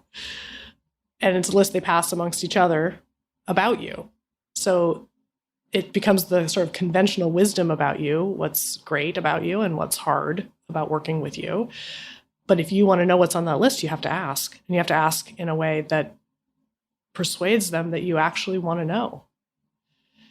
And you'll take it seriously. You can't promise that you can change it or you would change it, but at least listening for the themes that you hear from different people at different times will help identify the things that, oh yeah, that's probably something that's not helping in this context. Yeah, and this topic of feedback, thanks for the feedback, the science and art of receiving feedback well, it's a bit of a Trojan horse for a bunch of things, as you mentioned, right? If you want to be a super learner, it doesn't just apply to interacting with your boss at work. It doesn't just apply to your direct reports at work. It doesn't just apply to your significant other. It actually applies in a million different contexts. How can you elicit the feedback that will most help you to take constructive next steps? I mean, it applies to everything. And to that extent, I mean, it's a very meta skill that is transferable across a million different disciplines. Sheila, people can find the Triad Consulting Group at triadconsultinggroup.com. And I also did go to the Help Yourself. You have all sorts of tools and links available on the Help Yourself portion of that website. So people can go there. Is there anywhere else you would like to point people? I've been trying to get better at social media and LinkedIn. Triad has a LinkedIn page, and I now have a LinkedIn page, and I try to post occasionally and get more than occasionally. So I think that the question of where do I get help with this, we also have a list of what's on our shelf. You do too, Tim. We have a lot of overlap in the kinds of things that you're reading and thinking about. And this journey is such a central one that there's lots of different resources out there. I'll double check to see if our latest list of resources, things that we would recommend, is up. Great. So we'll link in the show notes then to certainly thanks for the feedback, the book and books, Triad Consulting Group, and then to the respective LinkedIn pages for people who would like to explore. And we'll put those at tim.blog/podcast as per usual. Any last words before we go? I'll say thank you very much for the time. As always, have enjoyed the conversation immensely and taken copious notes. I am thinking about your dating project. Yeah. And journey. I'll be interested to hear how it goes and also what you find that cuts to the heart of what do I want to understand about this person and about myself in the way that we show up together that is either super energizing and rewarding and fun, which is how it should be, or anxiety provoking and draining. Yes, I would strongly prefer to lean heavily in the former grouping instead of the latter. So I'll keep you posted on my progress Perfect. in that department. Perfect. And thank you so much for taking the time. Always such a pleasure. And to everybody listening, you've heard this before. Until next time, be just a bit kinder than is necessary, not only to others, but to yourself. Know thyself, as the sign would say over the oracle at Delphi. Part of that is learning how to elicit and metabolize good feedback. So take a close look at it. And until next time, thanks for tuning in. Hey guys, this is Tim again. Just one more thing before you take off, and that is 5 Bullet Friday. Would you enjoy getting a short email from me every Friday that provides a little fun before the weekend? Between 1.5 and 2 million people subscribe to my free newsletter, my super short newsletter called 5 Bullet Friday. Easy to sign up, easy to cancel. It is basically a half page that I send out every Friday to share the coolest things I've found or discovered or have started exploring over that week. It's kind of like my diary of cool things. It often includes articles I'm reading, books I'm reading, albums perhaps, gadgets, gizmos, all sorts of tech tricks and so on that get sent to me by my friends, including a lot of podcast guests. And these strange esoteric things end up in my field, and then I test them, and then I share them with you. So if that sounds fun, again, it's very short, a little tiny bite of goodness before you head off for the weekend, something to think about. If you'd like to try it out, just go to tim.blog/Friday. Type that into your browser, tim.blog/Friday. Drop in your email, and you'll get the very next one. Thanks for listening. This episode is brought to you by Helix Sleep. Helix Sleep is a premium mattress brand that provides tailored mattresses based on your sleep preferences. Their lineup includes 14 unique mattresses, including a collection of luxury models, a mattress for big and tall sleepers, that's not me, and even a mattress made specifically for kids. They have models with memory foam layers to provide optimal pressure relief if you sleep on your side, as I often do and did last night on one of their beds. Models with more responsive foam to cradle your body for essential support in stomach and back sleeping positions, and on and on. They have you covered. So how will you know which Helix mattress works best for you and your body? Take the Helix Sleep Quiz at helixsleep.com/Tim and find your perfect mattress in less than 2 minutes. Personally, for the last few years, I've been sleeping on a Helix Midnight Luxe mattress. I also have one of those in the guest bedroom, and feedback from friends has always been fantastic. They frequently say it's the best night of sleep they've had in ages. It's something they comment on without any prompting from me whatsoever. Helix mattresses are American-made and come with a 10 or 15-year warranty, depending on the model. Your mattress will be shipped straight to your door, free of charge. And there's no better way to test out a new mattress than by sleeping on it in your own home.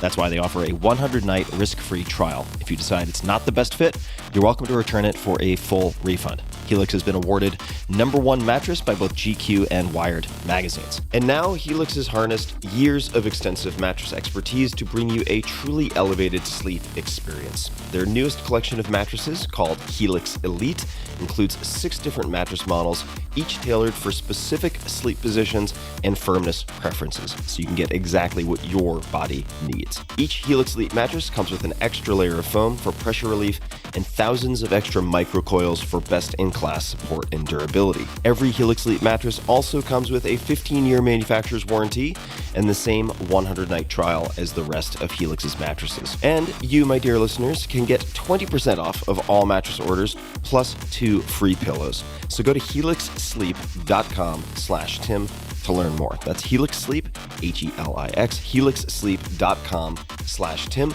This is their best offer to date, and it will not last long. So take a look.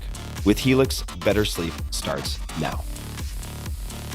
This episode is brought to you by Nordic Naturals, the #1 selling fish oil brand in the U.S. More than 80% of Americans, that's probably a lot of you listening, including me, because I do measure my omega-3s, do not get enough omega-3 fats from their diet. That is a problem because the body cannot produce omega-3s, an important nutrient for cell structure and function. Nordic Naturals solves that problem with their doctor-recommended, and in fact, this brand was recommended to me by one of my doctors, Ultimate Omega Fish Oil Formula. So the Ultimate Omega Fish Oil Formula for heart health, brain function, immune support, and more. It's incredibly pure and fresh with no fishy aftertaste. So I have been taking Ultimate Omega for the last 2 months or so, and this fishy aftertaste issue has been a problem for me, and it's actually with other brands induced some nausea after a few days. And Ultimate Omega has been as clean as a whistle. I've had no issues whatsoever. And if you are vegetarian or prefer to alternate, I ended up alternating 2 products.